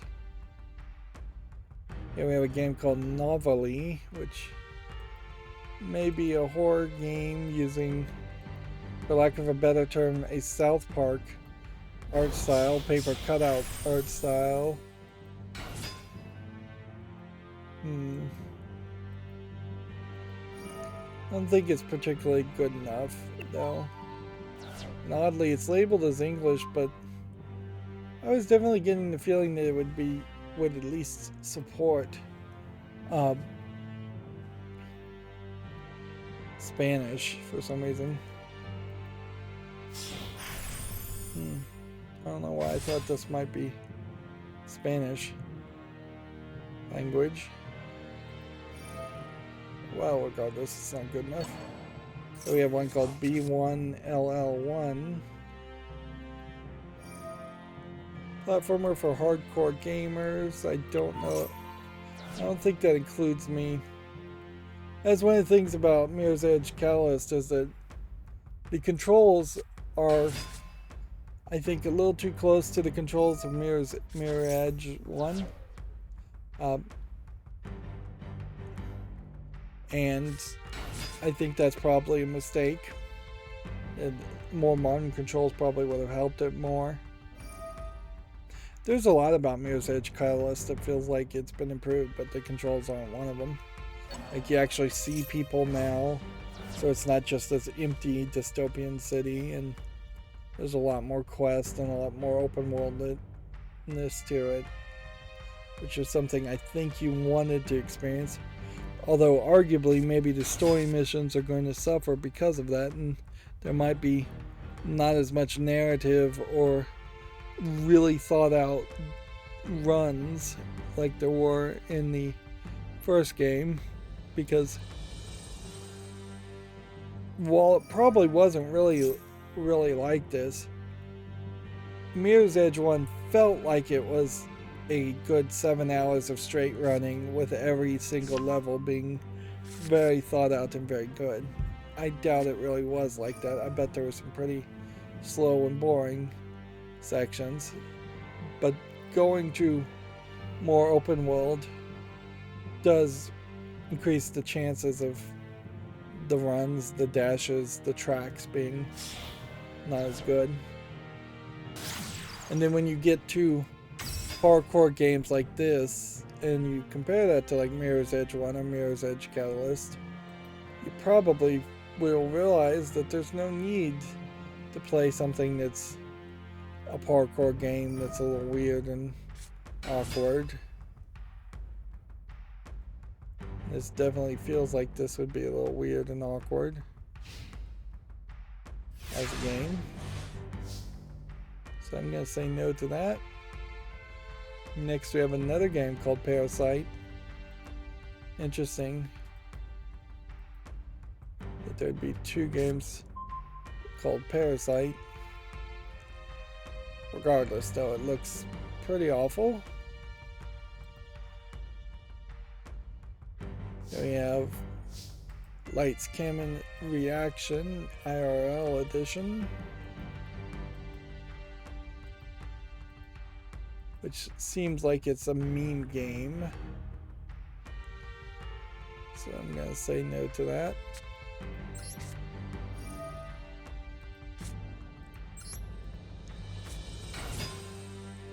Activate this. Realize you've already lost.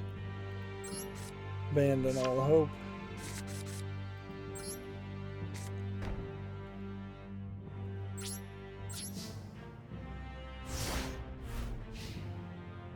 Here we have a game called RC Death Race, which looks like it's fairly visually polished, and the heads-up display seems to actually show quite a lot here, although some of these icons look pretty bad. I don't know if there's a logic in playing remote controlled cars in a real world environment on the street. I'm gonna give this a follow, but I think I would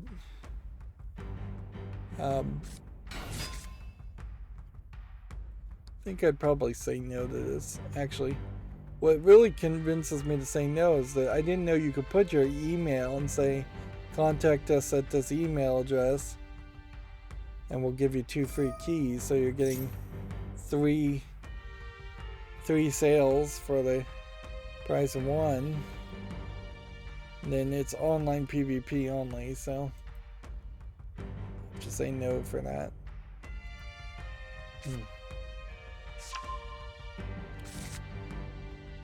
There is, unfortunately, an argument that we may get to the point where all games should just be free to start, always, and then the single player should always just be a DLC that costs money after the fact, and the multiplayer aspects in at least some limited form factor should be free, because there's only going to be even more competition amongst different online services. So anybody trying to make a new online type game is going to have to get pretty desperate. Here we have a game called Nearscape, which looks like it's a blocky open world zombie shooter. So no to that. English, Russian, Korean. We never had any distinct announcement or anything saying Valve would not publish games that support the Russian language. Valve did say, like every other company, that they had ceased operations and business in Russia because the banks ceased operations in Russia. You may take note that there haven't been any new announcements of any companies saying that they're going to stop operations in Russia. Although I did see an article around one company that said they weren't, and people calling to boycott that company. But yeah, for the vast majority of game developers and publishers and storefronts, as soon as the banks wouldn't let them send money, they obviously weren't going to stay in business there.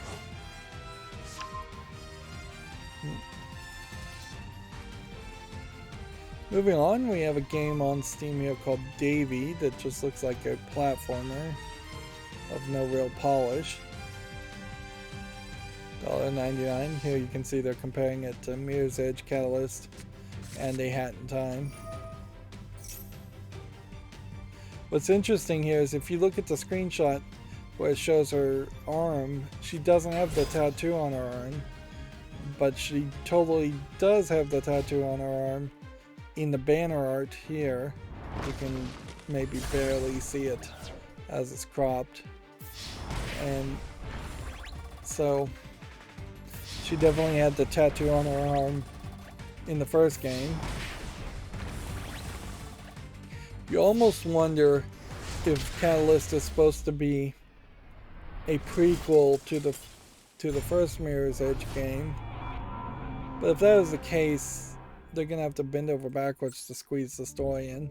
And he also kind of still paints them into a weird corner where most things had been like wrapped up at the end of the first Mirror's Edge game. So it would be hard to make a sequel where arguably if EA really cared about making games, they should be constantly thinking about making another Mirror's Edge game to just improve their technology and have more 3D models of environments. Same is true for like Crackdown. Even though Crackdown 3 wasn't that well received, there should be a Crackdown 4 and 5 in development.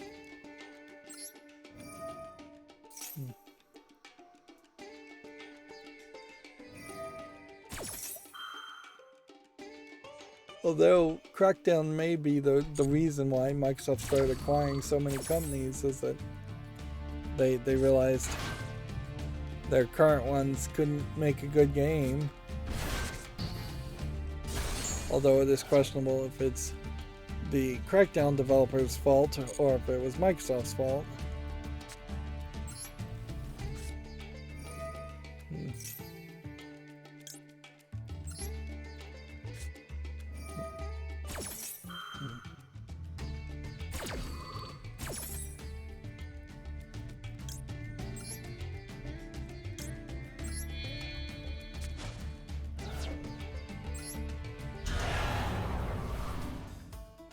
Next we have a Chinese game here called Hero Raging Fire, which is already mixed reviewed. Definitely feels more like a tech demo or asset flips than an actual game. Chinese only language. We have fire safety VR training, which there might be something to this, but then it's one of these games that's $119, just ridiculously expensive. Something that only people with too much money would ever even consider buying. And it seems like from the exact same developers we have Lockout Tag VR training for $119.99 also. And we have Work at Height VR training. I feel like some of these games were already released. Maybe something similar was released earlier. But yeah. Here we have one called Fluorbird Shoot, which just looks like an asset flip first-person shooter. Here we have Sight and Sound Town, which looks like it's not a particularly polished RPG. Here we have Red Yet Capers, Math vs. Mayhem.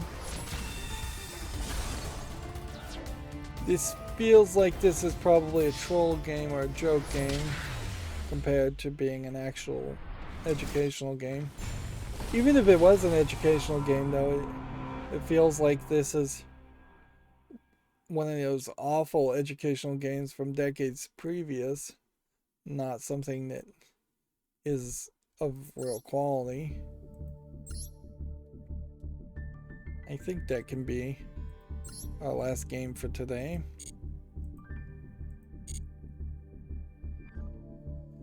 And it'll be a while until I get full again. So this game is $19.99, English only. Here we have a game called Funny Village, which doesn't feel like it's much. An attempt at something like a GTA clone for 99 cents. Here we have Gnome Solitaire. Just looks like a solitaire game, so nothing there.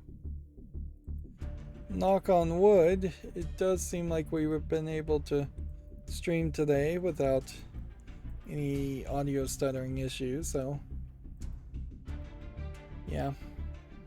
Maybe I fixed it, maybe I didn't. I'll just have to keep on focusing on making content and figuring it out. It would really suck if this bug only happened after 2 or 3 hours of streaming. I'm gonna say no to this. But yeah, that would then again only also be a problem still if the stuttering was an indication of some other kind of damage. I definitely ran as many tests as I could think of after the stuttering to see what the problem was, and couldn't find any problem. Mini matches here. I don't think this is a game you could really play single player, so it's kind of like Mario Party games. Skedaddle out of the dungeon is not visually polished enough, so no to that. Towerland looks like it's a Binding of Isaac clone. And for the goal, I'll give it a follow just to see what other people have to say about it. Slightly different visuals and themes, but otherwise seems to be about the same. Although I'm calling this a Binding of Isaac clone when arguably you could call it a Zelda dungeon crawler too, or a top-down twin-stick shooter. Skull Knight looks like it's a collection of weird themes and probably a joke troll game, so no to that. Supreme Race on Highway looks like nothing.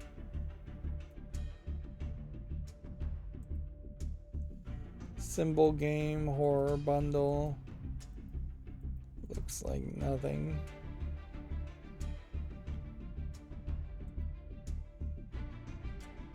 Spectrum Games apparently is Mafia and Virtual Space, as close to the offline version.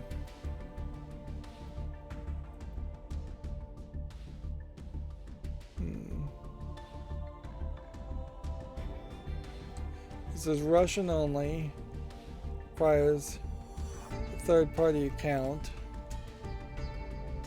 Feels like it might be VR, but it's not. It's online PvP only. So I guess it has so many things that just wouldn't get it on the fall list. And then we have a Castlevania game, which or Castlevania clone, which we need more of these, certainly. But once again, take note that over the weekend, there, for this weekend, seemed to have been no real adult games other than one furry cow adult game, and no real Japanese moe style visual novels. Maybe one or two of them. So we'll see what next week looks like, but if there's nothing like that next week, then the pattern will seem to have changed. Moving on, GameDeveloper.com says Funomina co-founder Robin Hanaki has been accused of workplace emotional abuse, which I don't know, Funomina. And I feel like emotional abuse in particular is an accusation that you can barely even use, because at a certain level it's all going to be emotional. Like almost every boss is emotionally abusive, almost every job is emotionally abusive. Like, you'd have to tell me a story like he called my house and told me my mom died, or something just incredibly inappropriate and unprofessional. But if you're just telling the story of he yelled at me when I made a mistake, or he was mean to me, or something like that, then that's not an accusation that I particularly care to give any weight to. Moving on, Ubisoft makes big promises with the Ubisoft Scalar Cloud tech. I think we had already pretty much had our say on that. Epic pledged the Fortnite revenue in support of Ukraine. And then they made a big change to Fortnite. A Plague Tale Innocence is being adapted for television, which that's probably a good move. I imagine the story is pretty good. Although, with all the rats in A Plague Tale, then that it feels like you're going to have some pretty horrific graphics if you're afraid of rats in that. And I think A Plague Tale Innocence is particularly the sequel, so they're making a TV show based on the sequel. I think not the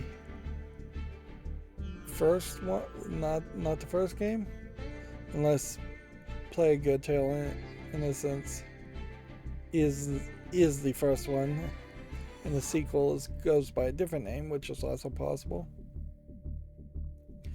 Also, Unity has provided a glimpse of super realistic digital humans with the enemies demo. Remember, we saw a similar system shown off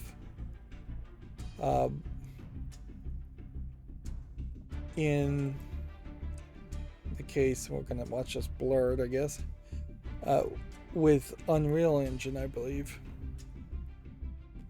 Yeah, I think it was Unreal Engine that first came out with its metahumans concept of a generator that would randomly generate a character for you to have something to start with, to then make tweaks to for actual characters as NPCs in the background of your game.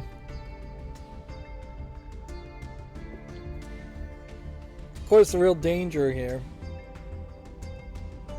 and it's not a big danger, but it's a little bit of a danger, is that these enemies in Unity or metahumans in Unreal Engine would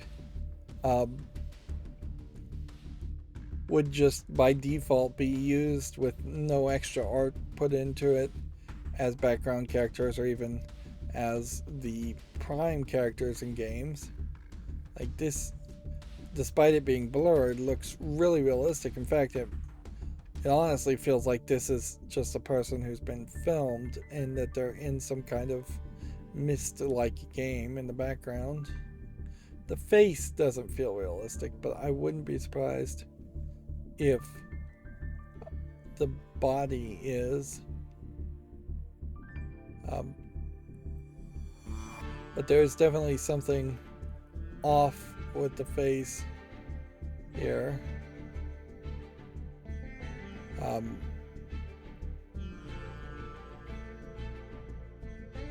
I think her eyes aren't aligned is the problem. And that's really just showing off like one face. Yeah. I would think that this would be a real person if I just casually looked. It's not until her eyes are open that she didn't feel realistic. So I would also say that probably indicates that Unity's system is not as good as the MetaHumans system is. Of course, the danger is though that this technology will be used by low effort asset flippers, and then low effort asset flips look way too good for their own good. And we've got some follow up games here.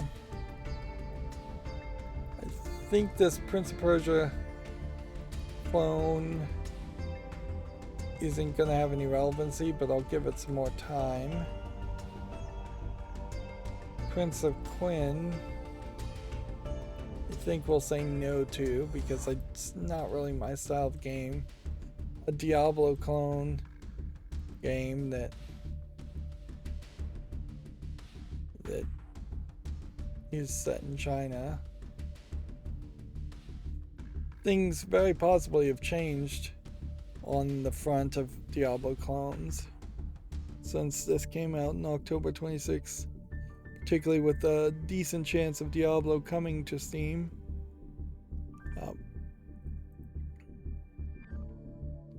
So I'll take that off the follow list.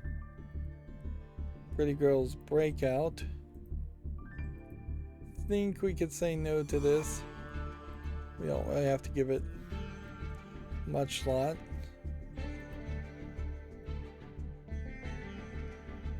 Presence here is a very bloody horror game. It's mostly positive, but I think I want to say no to this also.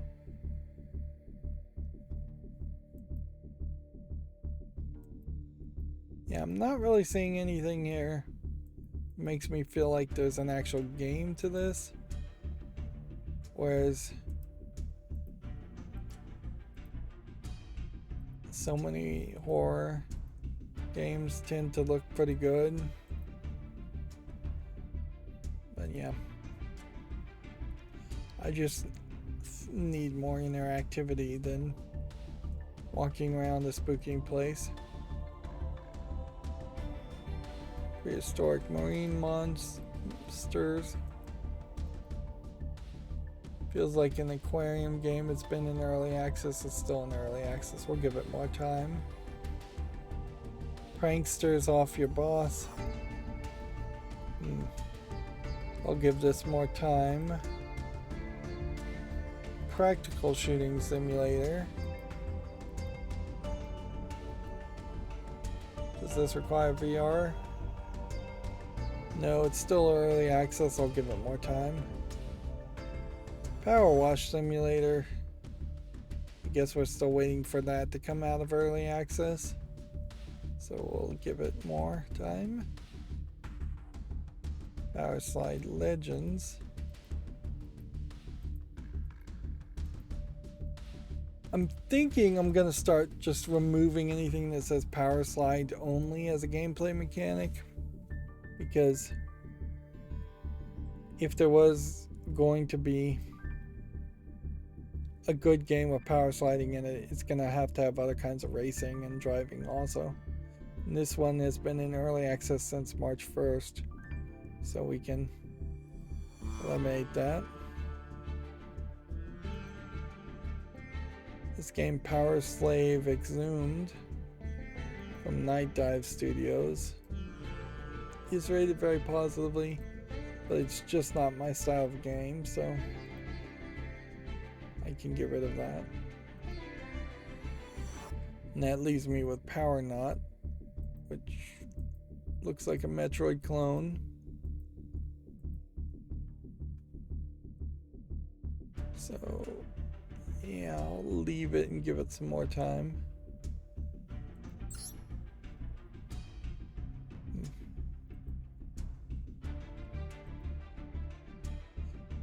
And we'll see if there's any new tweets. And yeah, do we have any new missions? Well, when do the missions reset?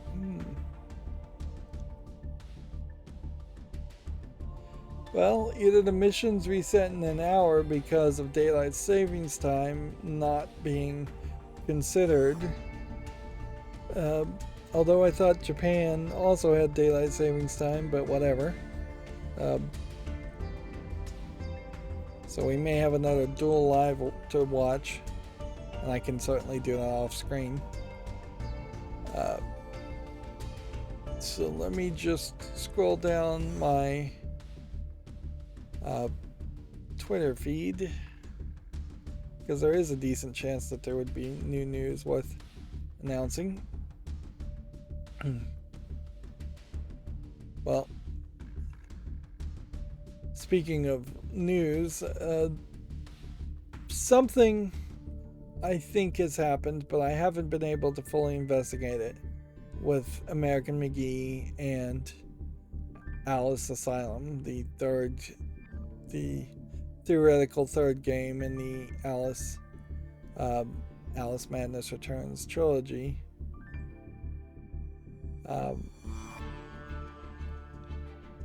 In that it seems like now they've put out actual gameplay mechanic demos and things that look like they're actually in development of a game, whereas up until this point, or up until a couple months ago, or about a month ago really, he was live streaming saying that he was very much not allowed to make anything that looked like a game, because that triggers a whole bunch of contracts and a whole bunch of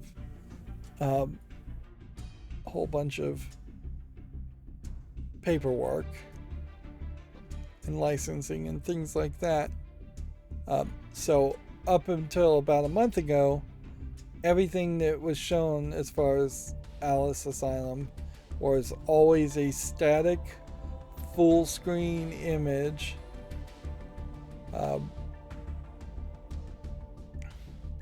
and it was obviously concept art. There was no like consistent art style, there was no heads up display, no interface, no interactivity, and all of a sudden they put out a video showing actual interactivity.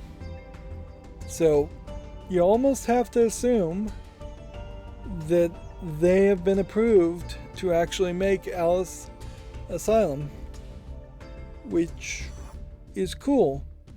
I guess that means that maybe 4 years from now we can expect Alice Asylum to really come out, unless there's just been a massive amount of pre-production done or actual production done in secret and just not being shown, that would somehow speed up that experience. I kind of would question whether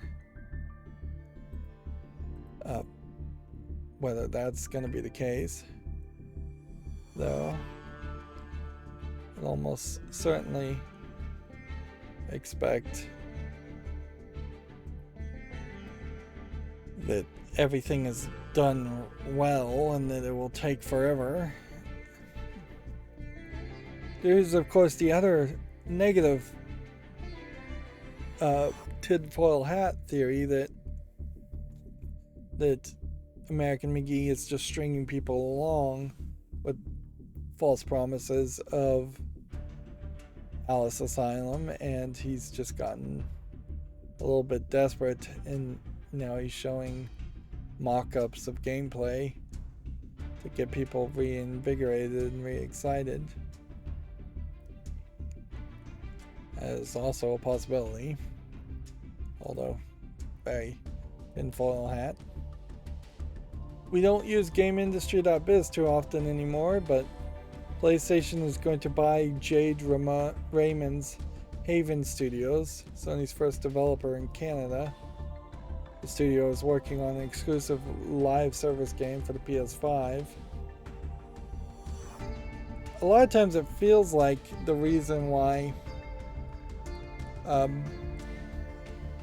companies get acquired, though, is because they were supposed to be working on a game for your console, and then they came back asking for more money, and then you negotiate, well, if you want more money on top of what we've already given you, you need to give us all or part of your company.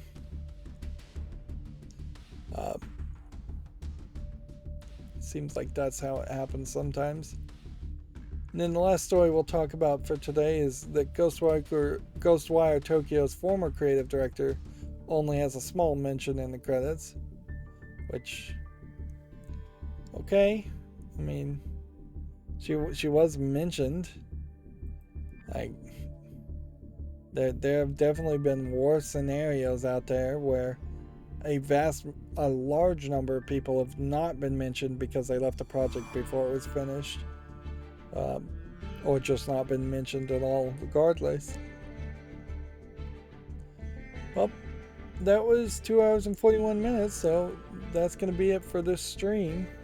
As always, I ask you to like, share, subscribe, comment, and watch every second of my videos. If you want a friend or follow me on any social media sites, there's a whole bunch of links down below. And if you want to support me further, there's a link to Patreon, or you can friend me on Steam and gift me a game off my wish list. Thank you for watching. Have a good evening.